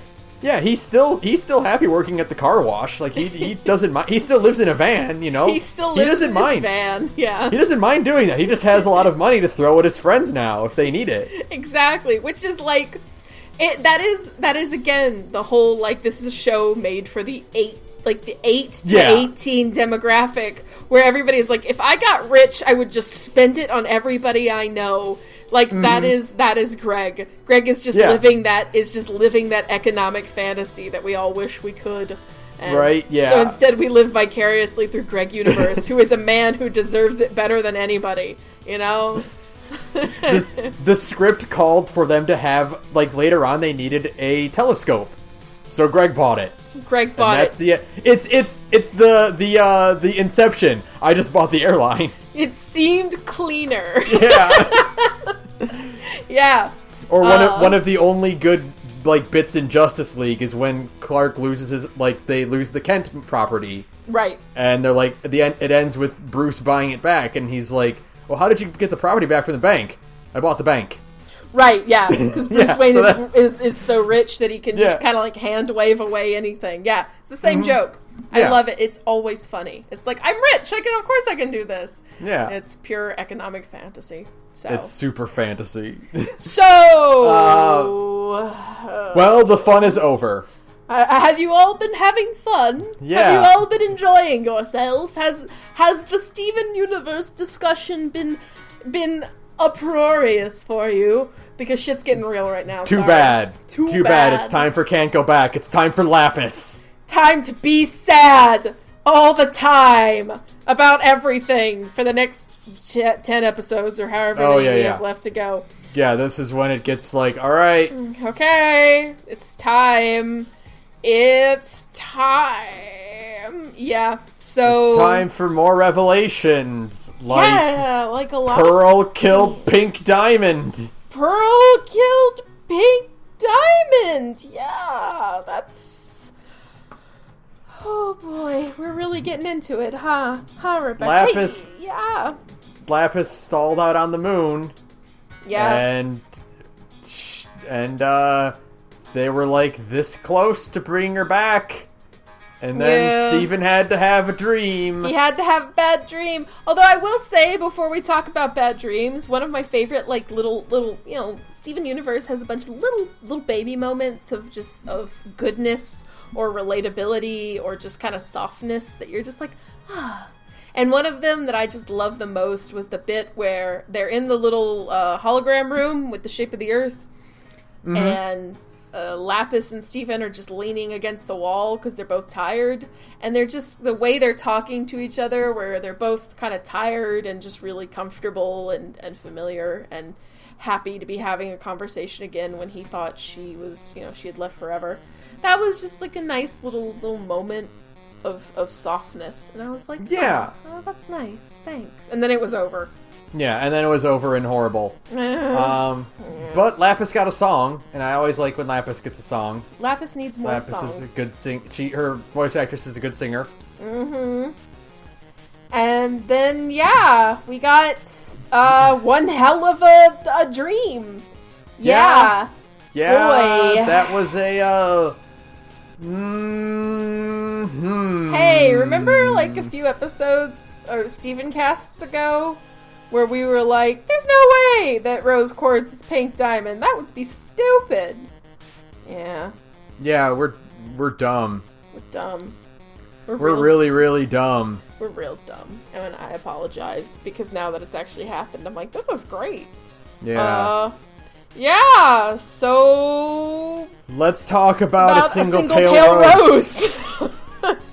Oh boy. Oh boy. Oof. Oh, Pearl, will you ever stop having... Pearl and her literal compartmentalized problem where she's just like, there's some trauma. I'm gonna put you in a box, and I'm gonna fold the box closed, and I'm gonna duct tape it shut 5,000 times, and I'm gonna stick you in a closet and forget about it forever. Yay! And you're like, Pearl, no. Oof. Oof. Wow. Yeah, hey, how about that? Yeah. Yeah.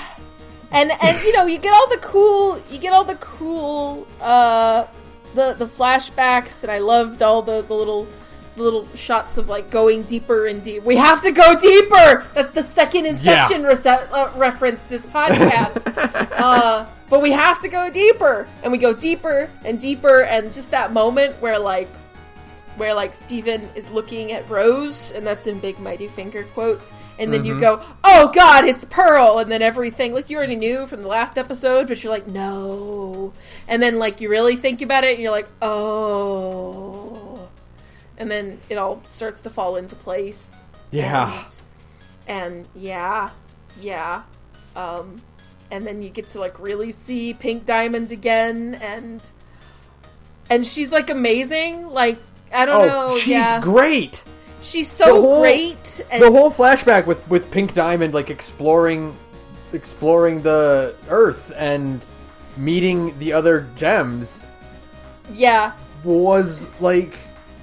It was so good, right? Like. Yeah. Man, just her enthusiasm and her her diamond character design is just so solid. And she's so tiny in comparison to the others. Yeah. And she's just, like, that enthusiasm is so infectious, and you're just like, oh, you can see how, like, anybody could fall in love with her instantly and immediately forever.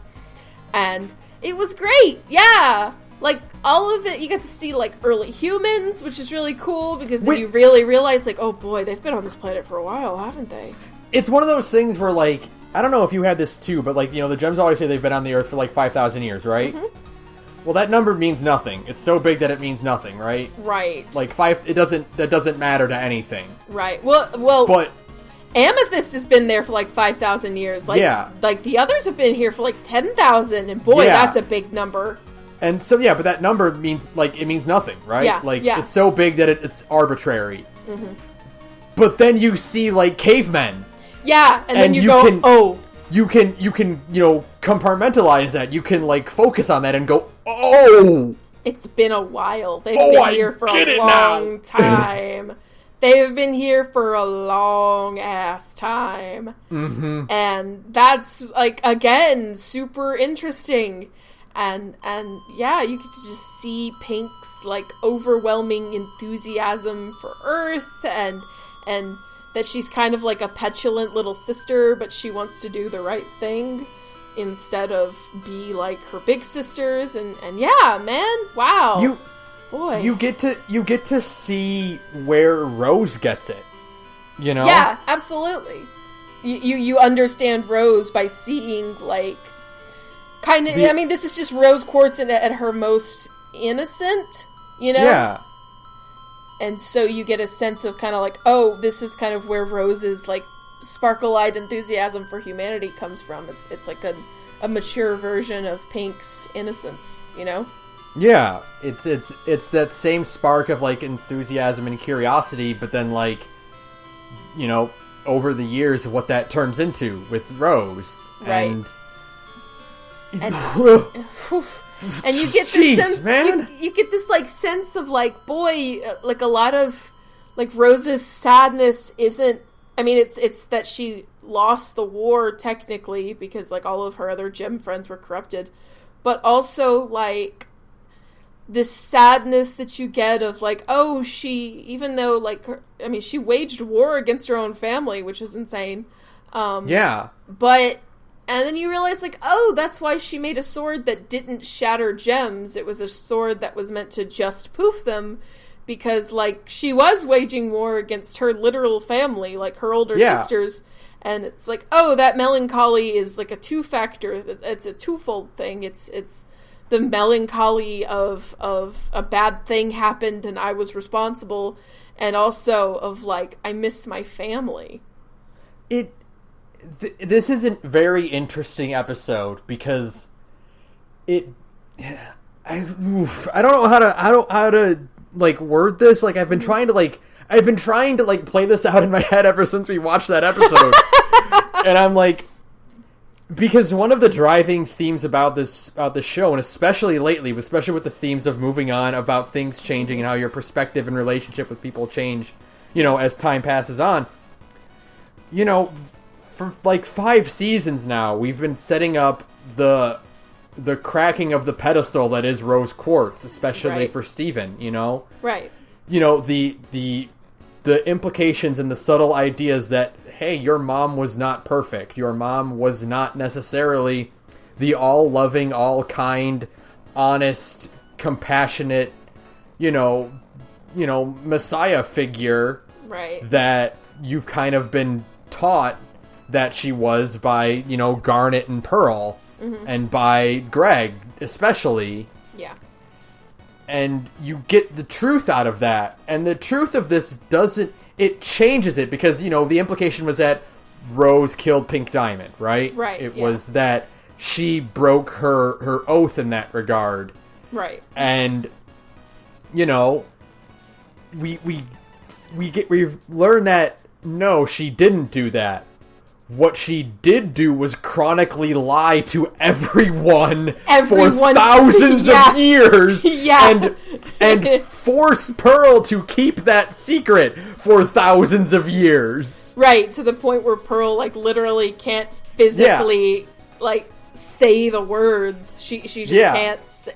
She is literally bound to not be able to speak those words, and, like, now you suddenly understand a lot of, like, her horror at old episodes, like when the twist happened, where Eyeball was like, I saw Rose Quartz shatter Pink Diamond, and Pearl was, like, so horrified, and you're like, oh, it wasn't because, like, Steven knows the truth that his mom killed someone. It's like, oh god, this lie that Rose and I have been telling for 10,000 years is wrapping back around to make Steven's life harder, which was never the intention, you know? Right.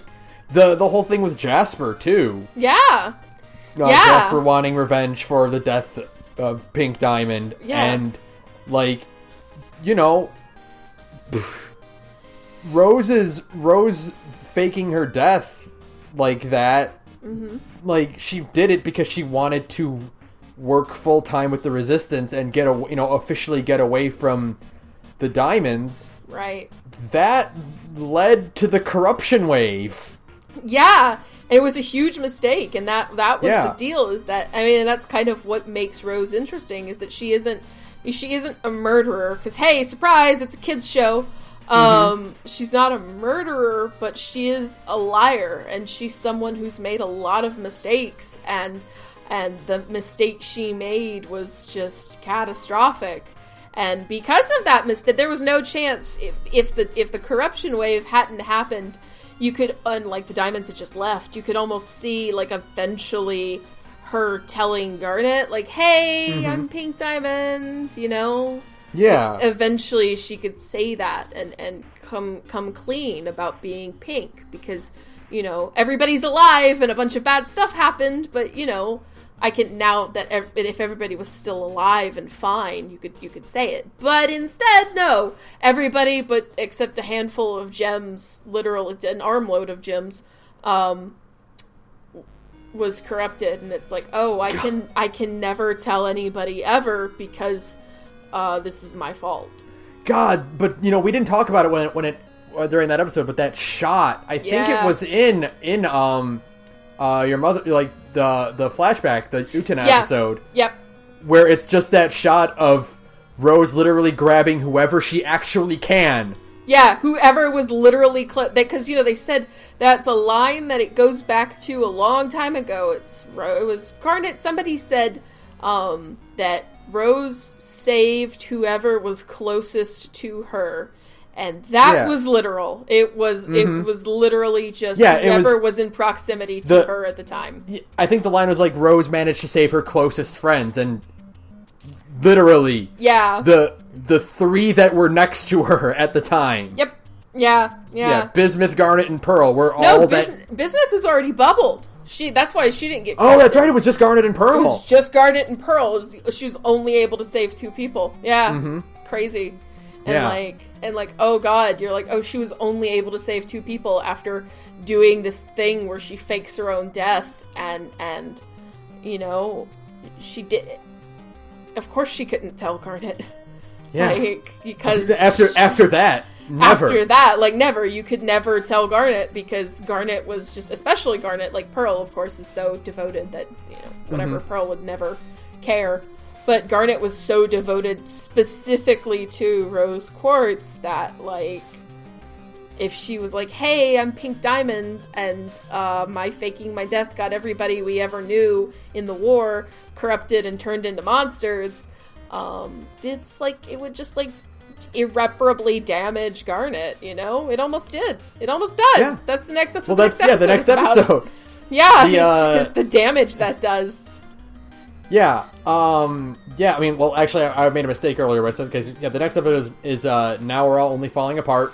Yep. And I made a mistake earlier. This is the episode where it shows Pink Diamond's curiosity and first transforming into Rose Quartz. Is it? Yeah, because this is the one where I'm looking at the recap now. Okay, at this and it's point the one where she meets the amethysts and all that. Oh, yeah, okay, because at this point I had a couple drinks. Well, at this point, when you do watch it all together, they all start to kind of turn into a movie. Yeah, it is, especially, like, you know, the fact that these episodes just, like, flow one after another over and over again. Yeah. Yeah. And, and that is, you know, we see that, this is where we get to see Pink's curiosity, but we also get to see that, hey, the fallout of Pink/Rose's constant lies. Yep, when the lie is revealed and how that can affect people, and guess who it affects? Really hard. Yeah, because, like, I mean, poor Garnet. Garnet is like, Amethyst wasn't there for it. She was still in her hole.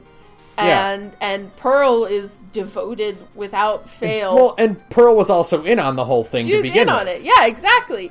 And like, her devotion was why she kept that, like, secret this whole time. And then there's poor Garnet, which is amazing. It all kind of becomes like, man, Garnet at the beginning of this show seems like the one who knows everything that's going on. You figure if you're going to get answers from somebody, you're going to get answers from Garnet, because Garnet is cool and mature, and she's in control, and she knows what's going on. And, like, no, Garnet was the one the most in the dark. She was the one the most lied to the whole time. For, like, 10,000 years. Because she was devoted to Rose so much that she never questioned anything. Right. And like, fuck.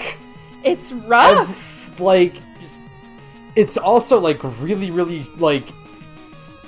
This is, like, the opposite of Keystone Motel, you know? Right, yeah. Where it's after all that comes out, and, you know, Ruby is furious. Right. And she is so sick of all this, and Sapphire is trying to keep her calm. You know, it's flipped. Yeah, because Sapphire is the one who's really having, like, a come apart, because Sapphire should have known. Like, she had the ability to know, it's just that she trusted Rose so implicitly that she says, I never looked into her. Yeah. And she could have, if she had, like, even looked at Rose even once, then, like, she would have known that Rose was Pink Diamond, but she trusted Rose that much that she never questioned, which is that's what Rose said, like, boy, what a line, right? Don't question this? Yeah! Like, don't question things, don't worry. And, like, yeah, don't question your fusion because you love each other, but, like, hey, trust me. Trust me for 10,000 years. It'll be fine. I won't get everybody we know killed. Yikes. And, like, especially the fact that, like, you know, the fact that Garnet is a fusion, and the first fusion of two different gems, like, that has been a constant, like, thing with her. Right. And the importance of like, love like that. Mm-hmm. And, you know, being able to find that acceptable. And then to have that, like, the person who first told you that, you know, there's something wonderful. Right. And then, oh no, she was lying. She was whole time. So she was a huge liar. So does that mean, like, we aren't something wonderful? That we should be questioning this? Is, like, what we have not valid anymore? Because, you know, Rose was a liar. And so, like, the foundation of our relationship is now being called into question. And Sapphire is like, I literally can't stay together with you right now. Mm-hmm. And it drives them apart again because it is such a huge shock to the system. Like, poor Sapphire, you know? Yeah, like, she's normally composed. She's normally, you know, like, during Keystone Motel, she was completely calm because she knew that eventually it would be over with. Right. But, you know, this is something that she didn't predict, that she didn't look into, and so it completely, like, it wrecks her, like, entirely. Yeah. Yeah, and for good reason. You know? Yeah, totally good reason. Like, absolute. This is, again, the whole idea of going back. Like, there's a few things going on in this season. It's, like, letting go of things, but also, like, you had a very violent emotional reaction to a thing, and, like, it hurts somebody, but also, hey, your hurtful reaction to a bad thing is also completely understandable. It's Connie and Lapis all over again. It's mm-hmm. Man, you are upset about something and it made you lash out at somebody you care about, and but at the same time you're justifiably got a problem, you know? Yeah, this is not something you can just, like, be okay with just because you hurt someone. Right. You know, by doing it, like... Right. You need to deal with it yourself first, you know? Yeah, on your own. And before you can worry about someone else, mm-hmm. which is a theme for the episode that comes next, and is probably one of my favorite in the series. Really? Okay. Because of the way it ends? Yeah. Oh, God. What's Your Problem? Yeah. Is a fantastic episode because of the last, like, few minutes. Because Amethyst's entire monologue is... Oh, it's so good, right? The catharsis on 5 seasons of this. Oh, it's the bed. It's like, man... Again, it's characters shooting up the list of being best. Yeah. And boy, does Amethyst, she is so mature, and she is so, like,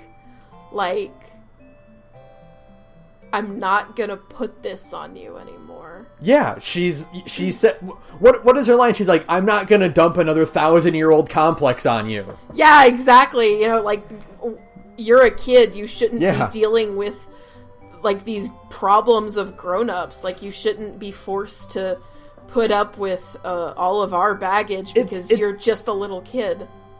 It is, it is one of the themes of the entire series, for one thing, and then, like, especially with this season, though, we are seeing that, Steven helps everyone, he is a changer. He goes in and he solves problems for people. That's what he does. Right. This is the season where we can kind of see the toll that it's taken, because, like, it's his ability to want to help people at the cost of his own, like, his own sanity, his own free time, even something as simple as that. Like, he hurt Connie because of it, because he betrayed the trust she had in him as a teammate. Yeah. He couldn't help Dewey get become mayor again. He hurt, almost sabotaged his chance of getting back with Connie because he was leaning into Kevin too much. Yeah, exactly. And, now we see Amethyst, who has been, immature and has been a troublemaker this whole time. She's the first one to look at, first off, to understand what Rose did and the consequences of it. Right. And then to turn to Steven and to see how a 14-year-old kid should not be, handling this situation. Like, taking charge and fixing it. Yeah, like, it's not his burden to fix, like, the problems your mom made, or like, Garnet is an adult, very much so, and it's another one of those, like, hey, this is a metaphor.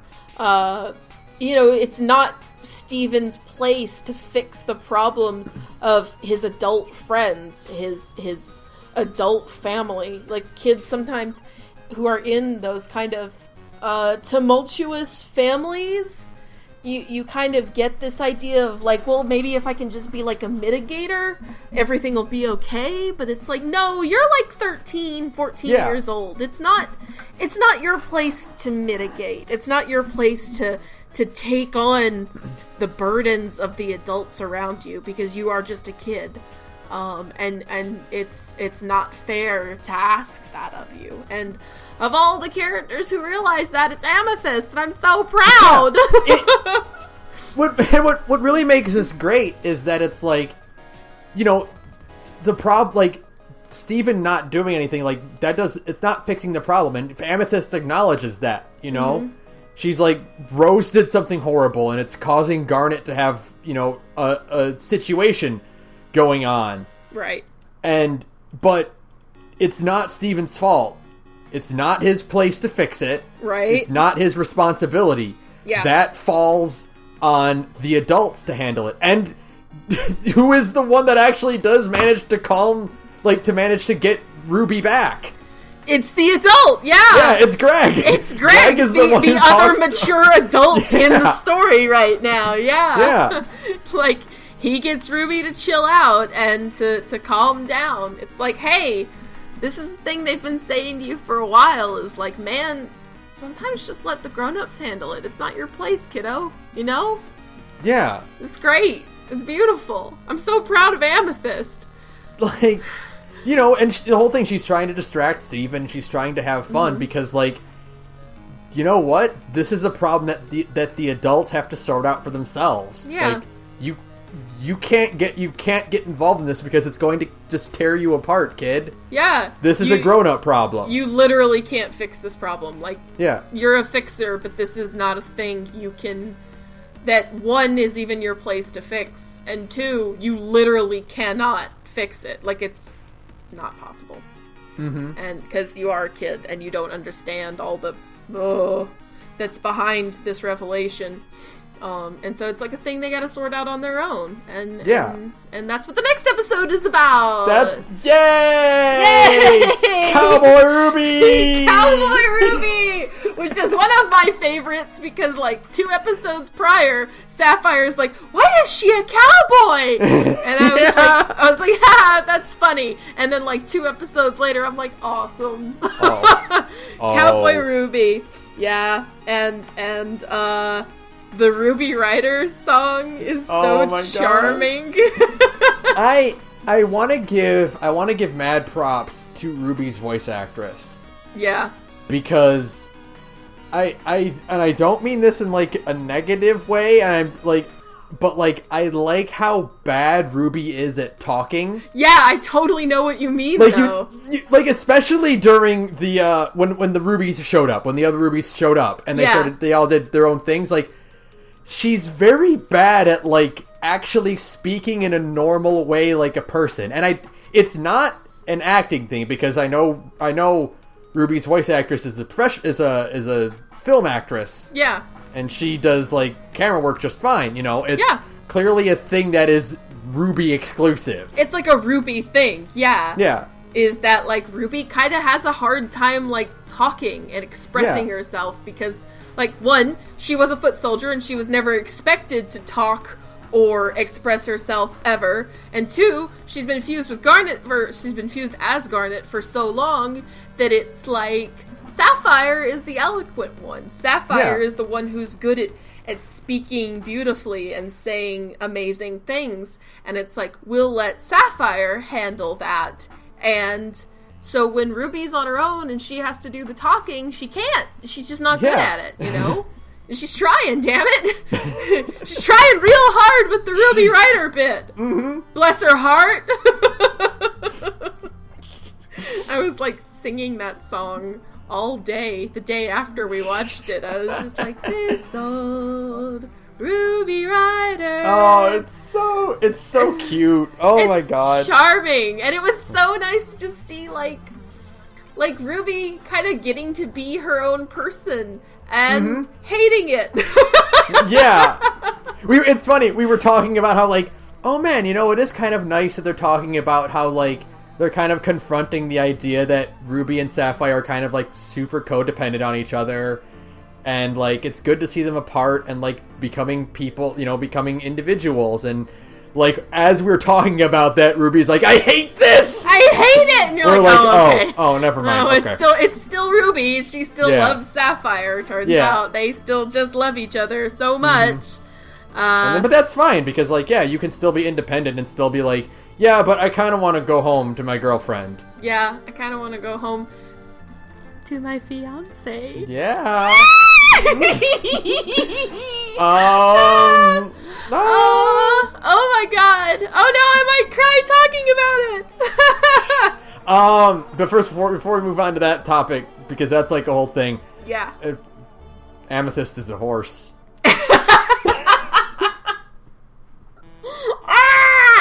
Amethyst as a horse was incredible. Amethyst's shape-shifting is like the best because she's the only one who does it as frequently as like a real person would shapeshift if they had that power. If you had the power to shapeshift, you would turn into a plunger in the middle of an improv bit. I still think one of my favorite gags in the series is during 3 Gems and a Baby, where they're trying to figure out why Rose Quartz wants to stay a baby. And she like morphs into one, and Garnet picks her up, and she's like, "Okay, yeah, this totally does rule." That or which way to the baby war? Which way to the baby war? Yeah. No, it's amazing. And it's such a good gag, and it's another one of those gags that never gets old. It's just Amethyst just shape-shifting into things because she can. It's also funny because I saw someone on Tumblr like talking about this where it's like, remember the episode where like Amethyst was trying to like change herself? Right. And she would like shapeshift into different things that were like unstable and she couldn't hold it for a consistent amount of time? Right. No, but she can just be a horse. Now she can just be a horse because shut up. It's fun. It's funny because she's a horse now. It's the funny it joke. Works. It's sometimes the rules are set aside for the sake of excellent humor. Yeah, it's you need to be able, if you're writing a show like this where like it's going to be like for, you know, it's not going to be a drama, it's going to be like a comedy type thing. You need to be able to say the rules can stop for this joke to work. Right. Like sometimes the rules don't matter if the joke is good, you know? Mm-hmm. So, who cares? Amethyst is now a horse. Yep. So, I'm a horse. So,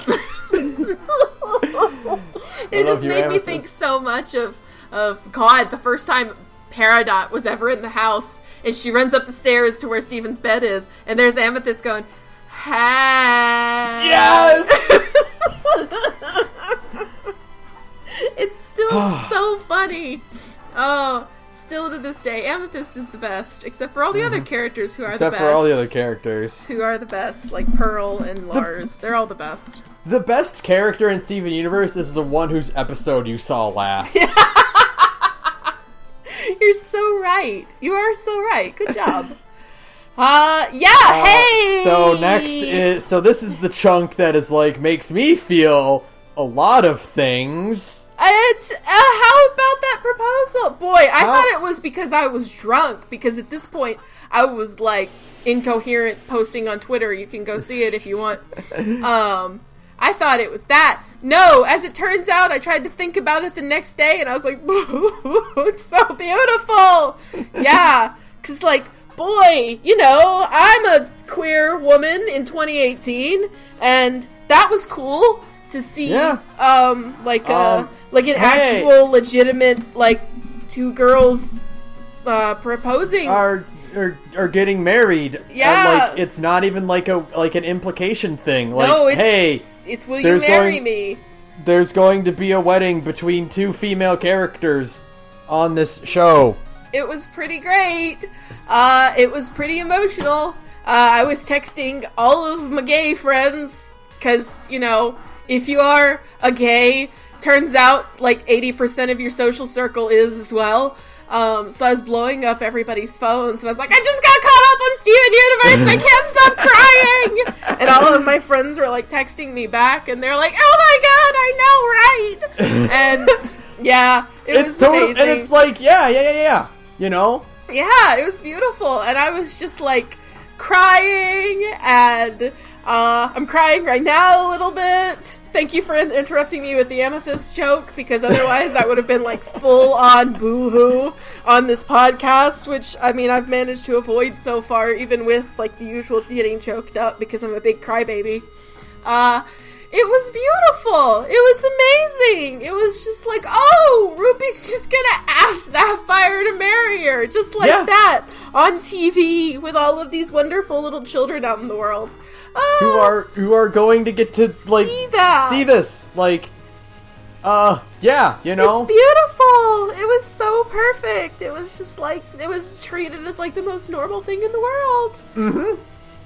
Oh no! I mean, it's not normal because it's, like, a momentous occasion and it's beautiful and it's, like, but amazing, I mean, like, and they get, like, 4 episodes for it. They put, like, 4 episodes into it, but normal, and it was just like, these two ladies are gonna get married now, and nobody's gonna make a big deal out of it.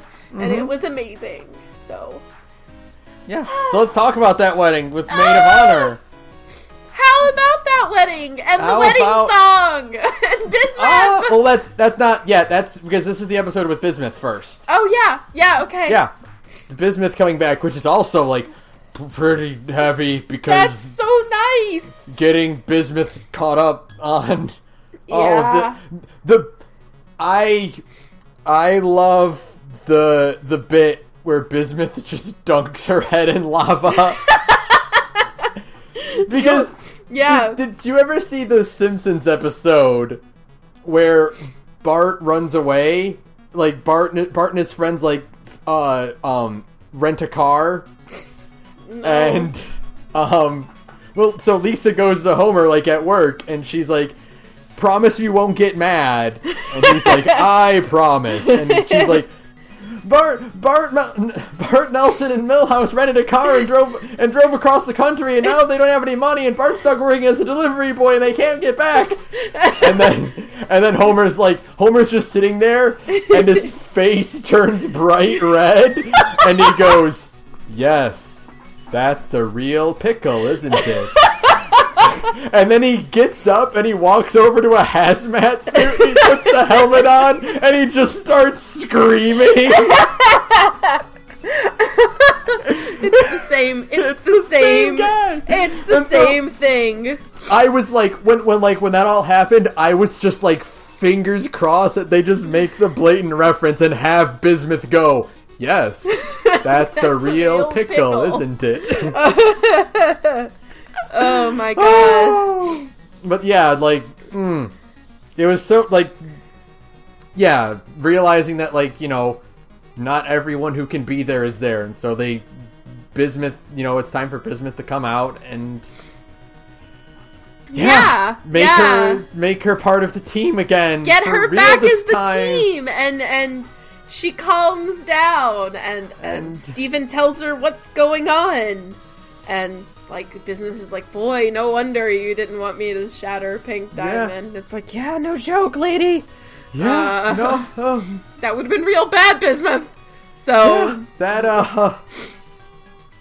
yeah. Oh, all right.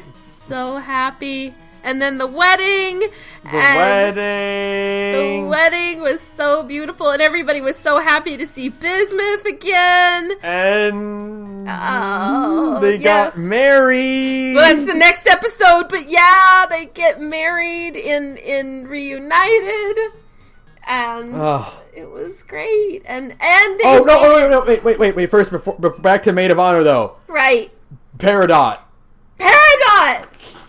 Yes, bless her heart. Win. Less importantly, who are you? Oh, Peridot, bless your heart. But there was another episode we were talking about earlier where that same thing happened, where it's like you realize that in this big cast of characters, some characters just haven't crossed paths at all. They've literally never met before. Yeah. Man, who was it? I can't remember right now. Yeah, but it was like two characters who like mentioned like, I don't know who that is. Yeah, even though it's like we've seen both of them like a lot. Yeah. Yeah. It's like, oh yeah, you guys have never actually like crossed paths ever. You've never met. Yeah. And so like, yeah, and we all got to see Bismuth is back. Boy, we really are hurtling toward a conclusion, aren't we? Yeah, like the whole gang is here. Like the whole gang is here. They're gonna go fight the diamonds, but first they're gonna get married because Reunited was a good episode. It's a 22-minute. It was a 22-minuter, and yeah. Oh, okay. Well, actually, the song about wedding again. Everything kind of blurs together. The wedding song is in this one, and it was really good. And cute and fun and gosh. And then there's the vows and the fact that they made it super obvious. God, how about the fact that like Ruby is the one in the dress and Sapphire is the one in a suit, because like in certain countries where they would try to be like, no, Ruby is a dude. Wrong, idiots. Ruby is not a dude. Ruby is the one in the dress. And Sapphire is very girly looking because she's got long, pretty hair, and she's been a girl, like, talking in a girl voice the whole time. And surprise! They're gay! You can't hide it! And it was amazing. It was perfect. And their vows are so good. And I love Sapphire. Again, it kind of goes back to the fact that Ruby is, like, bad at talking. Is, like, her vows are very simple, and she's just, like, you know, like, I met you, and you made my life better, and it was all, like, really great. And then here's Sapphire with just, like, exploding across the universe, and Steven and Ruby are both just like, oh. Yep. Yeah, and it's like, oh, that's okay. Now we see where Garnet gets it. Now we know. Now we know. And they kiss, and they get married, and they fuse again, and Garnet has the cool suit/wedding dress. She looks awesome, and she's smiling, so happy when she's back together. And she wears both rings. How cute is that? Oh, it all was just so beautiful. I'm so happy and gay. It's so... it's so beautiful. It was so nice, and I was just smiles the whole time, and still, like, like, wildly texting everybody I know, like, oh my god! Yeah, I was texting all my friends, and they were all like, oh my god, I'm so happy you're getting caught up, isn't it beautiful? And, yeah, like, they say, oh, all gay people don't know each other. That's wrong. We actually do all know each other. I'm going to tell you that right now. We all know each other, and we're all talking about you straights behind your back all the time. No. Yep. And it was just like... It was just catharsis in the purest sense of the word. You get just the incredible emotional release of they are very married on TV, and there's nothing anybody can do about it. You cannot change it, because this episode also leads into the next one, because there's also some other significant events that happen. Plot stuff also happens in this episode, which is great. Like some very big plot stuff. A lot of some incredibly heavy plot stuff. Yes.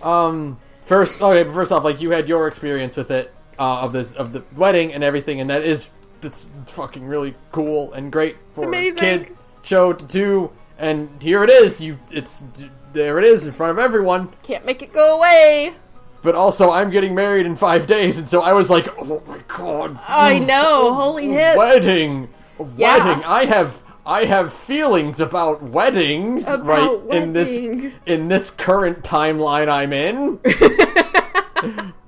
Yeah, which was the other thing that I was just, like, freaking out about. I was like, oh my god, wedding episode! Oh my god, there's gonna be a wedding in a few days! Oh my god! There's gonna be a wedding in the real world! In the real world, too! In the real people land. In real landia, there's going to be a wedding. And it's like, boy, all of this is very applicable right now. For many different reasons. Lots of things are going on right now, and it's amazing. It's like, really nice. Steven Universe, thanks. This was a great season so far. Actually, it was just a great season, period. Yeah, it was. But yeah. And then some shit happens. The wedding was half of the episode. And then there's the other half where... Oh, but I kind of loved it. I mean, yeah, everybody fighting. It was like, I loved also that Garnet being like, this is my day. Yeah. Sorry, Garnet, your wedding got crashed. That's how it is in any action show. That's the rule. Is there a wedding? It's getting crashed. I'm sorry. That's how it works, you know? But the bad guy is going to show up. But, I mean, this is all the crystal gems together for the first time. Fighting yellow and blue. How awesome, right? And, what? Can you hear me? Yeah, you just got out for a second. Okay, they're like fighting yellow and blue, and Lapis showing up and being like, Lapis returns and being like, I've had worse, and I'm just like, ah! Blue's attack can't hurt her. She already has depression. She's already sad. You can't hurt her. It's amazing. You need feelings to feel sad. Yeah, she's so cool. It's like, weaponize that, baby. And the cluster comes back! The cluster comes back because they want to protect Earth, too, because Earth is beautiful and special and wonderful, and they arm wrestle Yellow Diamond's ship, which, shut the fuck up. How great is that? Shut up. Oh my god!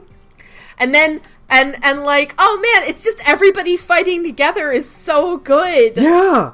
Everybody's like all coordinated and they're all just ready, you know?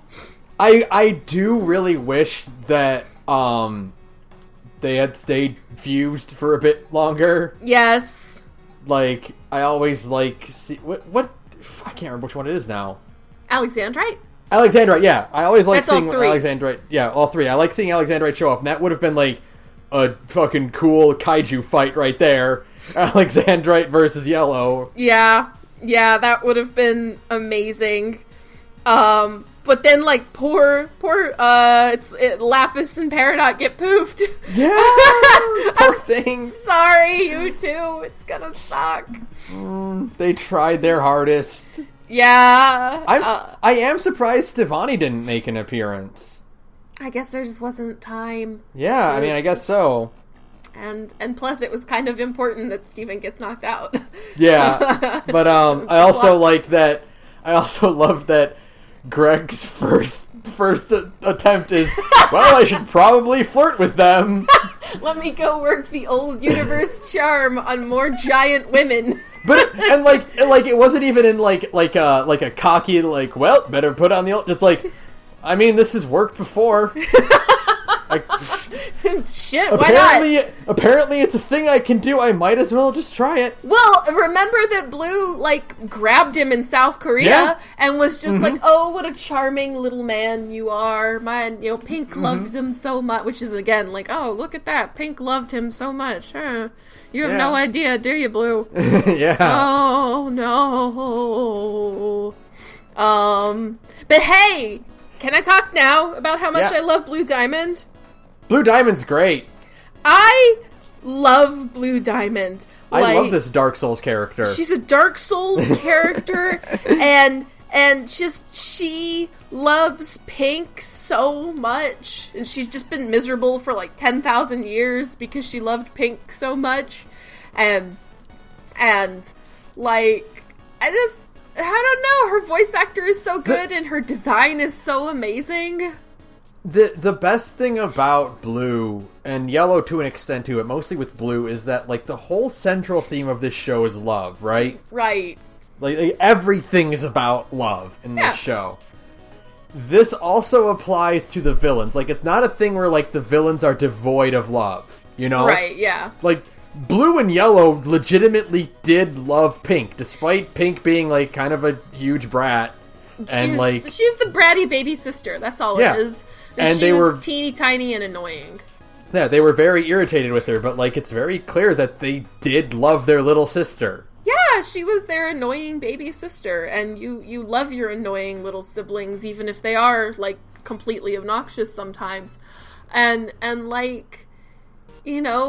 there's just something so endearing to me, I guess, about the depth of Blue's sadness. And the fact that, she can just her sadness is so intense that she can overwhelm everybody else's emotions. And she's just so, sad. And she just misses Pink so much. And literally all it takes to stop them from trying to kill everybody is realizing that Steven is Pink. And, instantly... Blue just stops it all because she's like, oh, it's Pink. And she's just like, boy, that war, and you think, and I don't know, maybe it'll come up in the next season. It'll probably come up in the next season.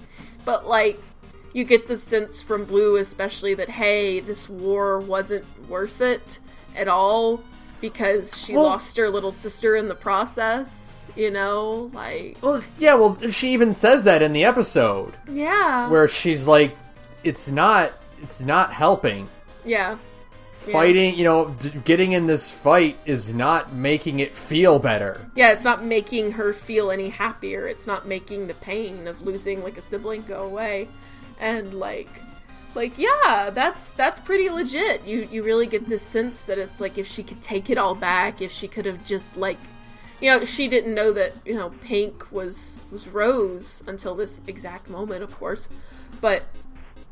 you get the sense that it's if I could just take it all back and just if I could have let this rebellion slide and let the crystal gems and the humans have Earth, then I would probably still have my little sister, fighting so stubbornly never fixed anything.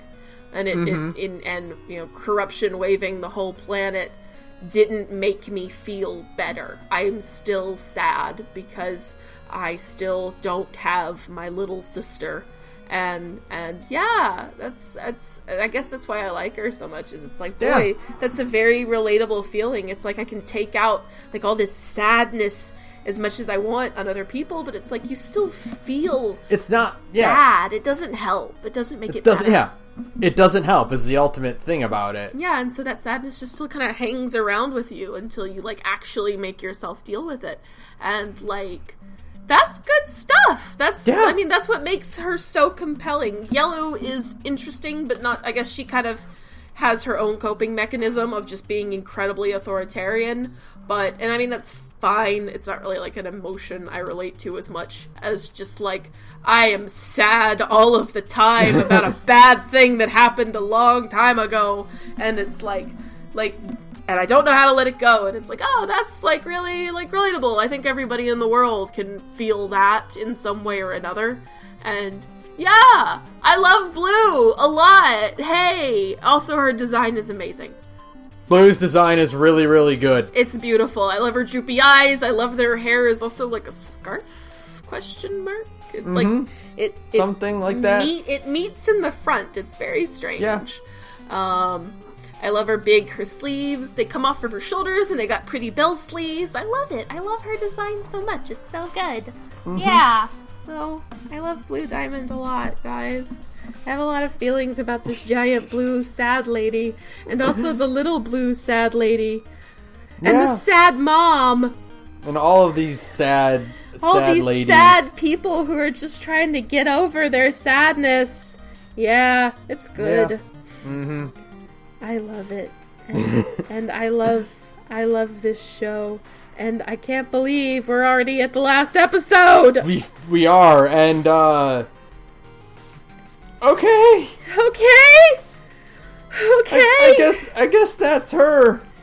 Boy! That is aggressively White Diamond! Ha! That's, so, they immediately you get the idea that White Diamond is, like, a force to be reckoned with, because, like, even Blue and Yellow are afraid of her. Yeah. And, like, but you don't really quite get that until you see her pearl, and you go, what? What? I do love there's a fan theory. Oh, no, you first. Go ahead. I was going to say that because, we've never seen a gem injured that doesn't immediately heal or poof to regenerate. Right. Like, yeah. But White Pearl has just a big crack through her head. Yeah, it's kind of intense, and she doesn't have the same voice actress as all the other pearls. Yeah, she's not Dee Dee Magna Hall like all the other pearls. She is white. She speaks with White Diamond's voice. Yeah. And that's very scary. She speaks very unnaturally, and she moves very unnaturally, and it's like, boy, you are way too calm about all of this, considering the circumstances.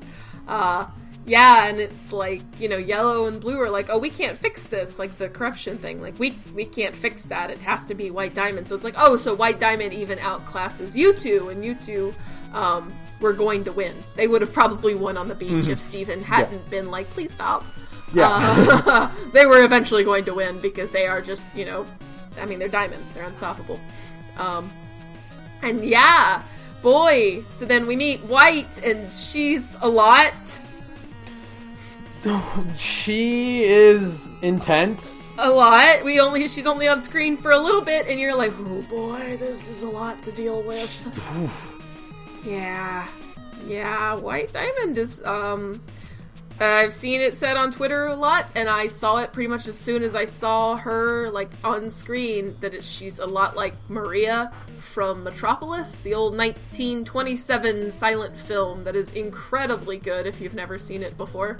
And I was thinking about it more, and I was like, yeah, that was the reference they were making, because her shoes are very blatantly inspired by Art Nouveau, or Art Deco. I don't remember which one it is. Nouveau. One of them is more flowery than the other. I think it's Deco. No, because Deco is all buildings and... Hold on. Because Deco is BioShock. Yeah, that's it. Yeah, Art Deco is very, what's the word I'm looking for? Geometric, architectural look, where it's a lot of straight lines. Art Nouveau is curves and flowers and patterns. Right. And she is very Deco. And the, her shoes, if you look at her, this is such a reach. This is such like a pull. But her shoes are very clearly designed to have that sleek, straight lines, efficiency of old Art Deco architecture. Because literally, you need architecture to support something that huge. Because she's massive. She's literally standing on columns. She's not, like, wearing shoes. She's, like, standing on columns because she's so big. And yeah, she with her very stark mascara and her black eyes on a pale white face, and it's so washed out that those are really her lips and her eyes are her only, like, defining character trait, is very much the look of the evil android version of Maria from Metropolis in 1927, and I love it. And not even just like the direct comparison to Maria. It's also like even if you aren't, like, aware of that connection, or, like, you don't quite see it, she very clearly does evoke the sort of domineering presence of, like, an old film starlet, you know? Yeah, absolutely. Like that sort of like power, that control over people. The way she talks is so just like, oh, darling. She's so blasé about everything. Yeah. It's like she's on screen and she's just instantly like, oh boy, this is just overwhelming the presence. The first thing she says, because we've had 5 seasons of this show, right?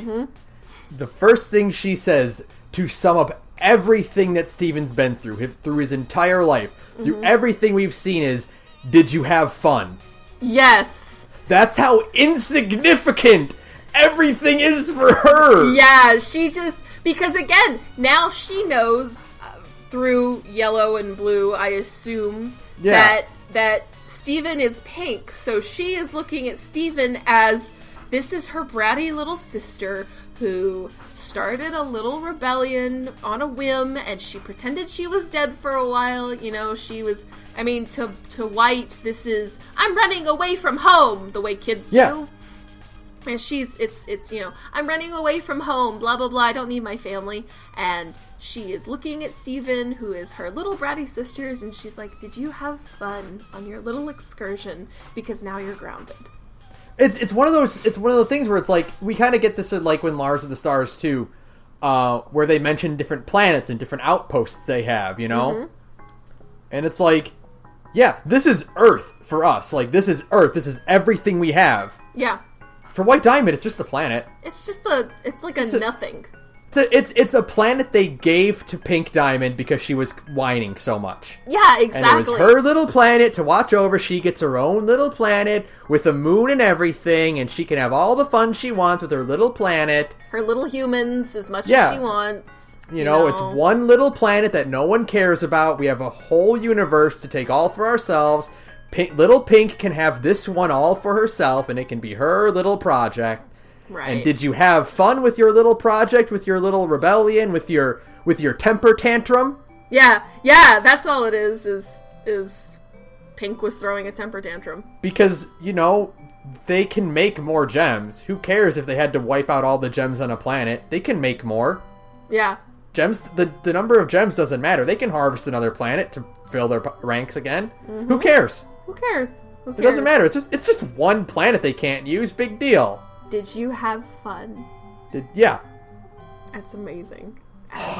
She's so scary. And it just ends on a cliffhanger. How dare you do this to me? It just ends. How dare you do this to me, Rebecca Sugar? You monster! when you know that we don't know when we're going to get more episodes. You monster! That's illegal! How could you? But the other thing... Oh, no, go ahead. Oh, no, go ahead. The other thing I was going to say is, like, boy, I was reading, and there's a really pretty compelling fan theory now that Pearl mentions that she was given to Pink Diamond, right? Pearl's gem does not correspond on her body with where Pink Diamond's gem corresponds on her body. And if you look at Blue and Yellow Pearl, their gems are on the same spot as their diamonds. And guess where White Diamond or White Pearl's gem is? It's on her stomach. Yep. It's on her stomach. And where is White Diamond's gem? It's on her forehead. Where is Pearl's gem? It's on her forehead. Pearl is a white pearl. She's a white pearl, yeah. And white pearl is technically a pink pearl. That's probably just been lobotomized. There actually is, hey, there's a process. You can bleach a pearl, and it damages the pearl. Yeah. It's, and, like, especially because, like, when you look at, like, blue or yellow pearl, like, they, you know, they have different shades of their color, you know? Yeah. Like, they are still a variety of colors, and even, like, our pearl has a variety of colors. Like, the white pearl we see, yep, she's white. Yep. Like, it looks like her color has been drained from her. She's not, like, different shades of gray. Like the shades of gray she has, it doesn't look like she's wearing, like, a gray outfit. Like, it looks like her color was drained from her. Right, yeah. Yeah, so White Pearl used to be Pink Pearl and vice versa. Like, yeah, holy shit. Which is probably going to be an episode we're going to be like, I knew it. And it's going to make me sad, probably, and I'm going to be like, man, stop.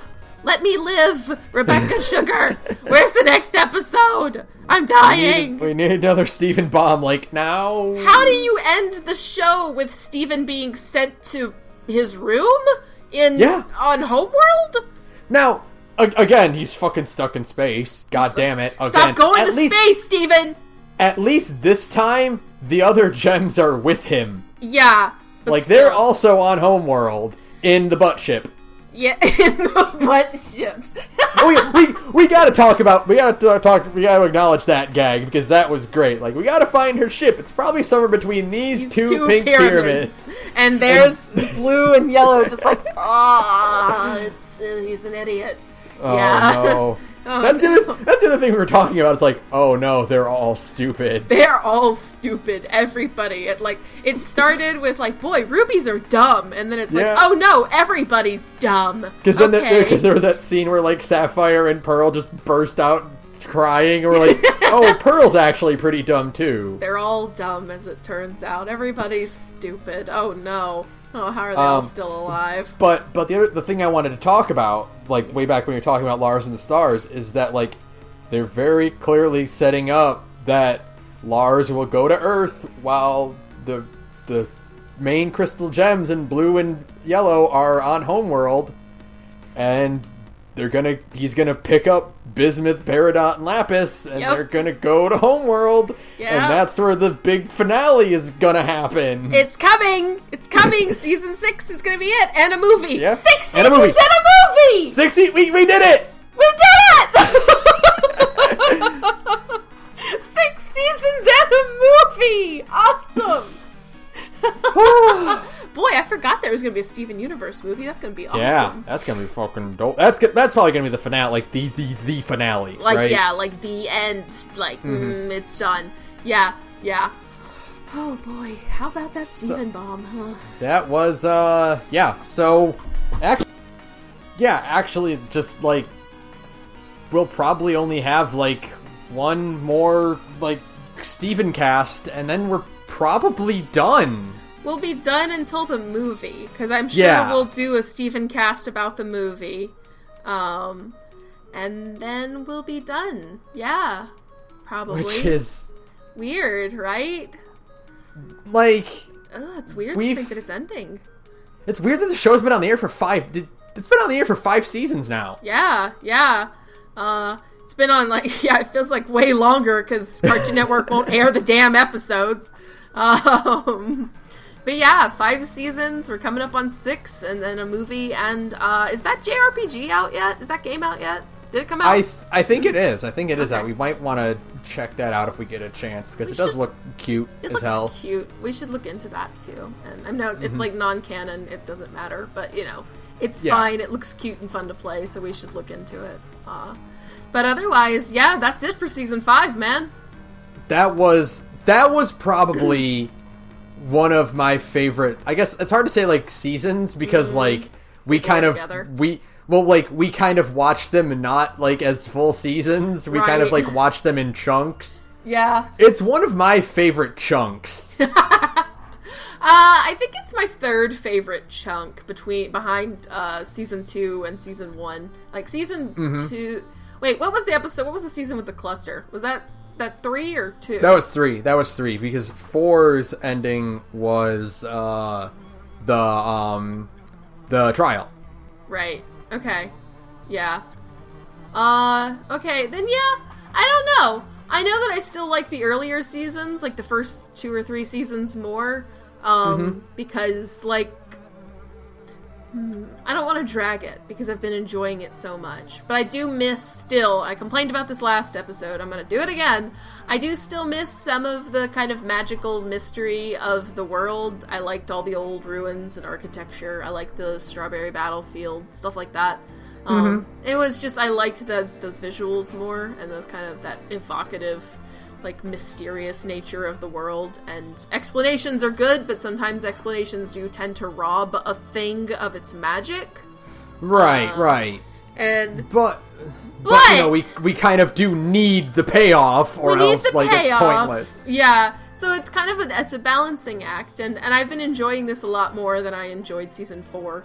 I like season 4 in some of its goofier episodes, but as a whole, I was just kind of like ready for something different. And this has been something different, and I really enjoyed it a lot, actually. So yeah. Yeah, definitely. It was good. This had a lot of really, really good episodes, and there's still only one bad character in the show now. There's only one bad character in the show, and most of the episodes were super solid. There are a lot of really amazing moments and lines, and a lot of good-ass emotional catharsis that I've been waiting for, like, this whole show to get to. Yeah. And when it finally got to it, it felt really good. So, yeah, man. I enjoyed this. I'm glad we did it. I'm glad to be caught up on Steven Universe again, because now it means I can browse Tumblr without fear. Yeah, now it's like we won't see a gift set and be like, oh, gotta just sneak past that. I'm just gonna ignore this. Whoops. Not anymore. I'm strong again. I don't recognize the character. I'm just gonna scroll past real quick and pretend I didn't see that. So just block it out of my memory. I don't know what that name means. I'm just going to ignore it for now. Goodbye. Put that with the rest of the fire. Nope, not anymore. Now I get to browse without fear, like a real girl. So yeah, that's nice. It's nice to be caught up. White Diamond rules. Yeah. Blue Diamond is best diamond. I'm ready to be afraid of White Diamond when she, like, actually starts doing things, because she didn't do anything and I'm still scared of her. Yeah. It's like, oh no, what are you? Terrifying. So yeah, hey, cool. Yep. When's the next one? Yeah, when's the next big batch of episodes? Sugar, you gotta give us the deets. I need my fix, Sugar. Yeah. I need it. I need that sugar. Already. I'm already dying, so that's nice. Is that it? I think that'll do it then. I think, that's every big episode and all that good stuff. So, yeah, cool. Thank you to Visitor for our background music. You can follow us on Twitter at thegorgepodcast. You can email us at thegorgepodcast@gmail.com. And you can also listen to Sarah's other podcast, which is also sometimes about, it's always about lesbians.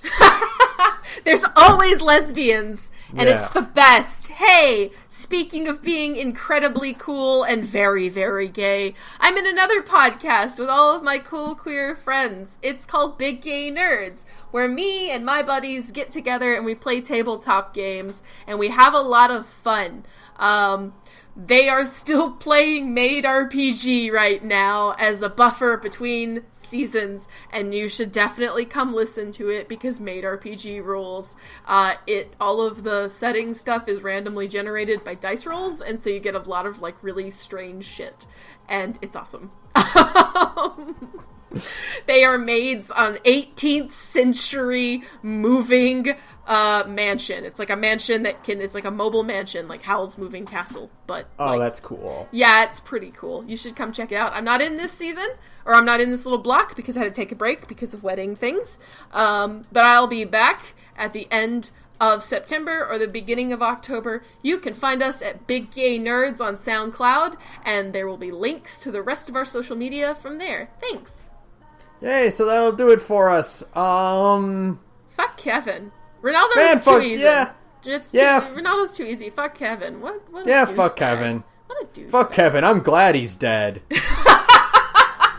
Stephen and Connie murdered him with their words. They murdered his social status. They did. The next time they see Kevin, he's going to be like begging in the street corner for likes on Instagram. Actually, the funniest thing about that ending of that episode is that no one seemed to care. Nobody really gives a shit, Kevin. No one really cared about Kevin's announcement or, like, his subsequent, like, not getting what he wants. Yeah, nobody else cares, buddy. It's just you, and that's why you suck. Good night, everyone. Good night, everyone.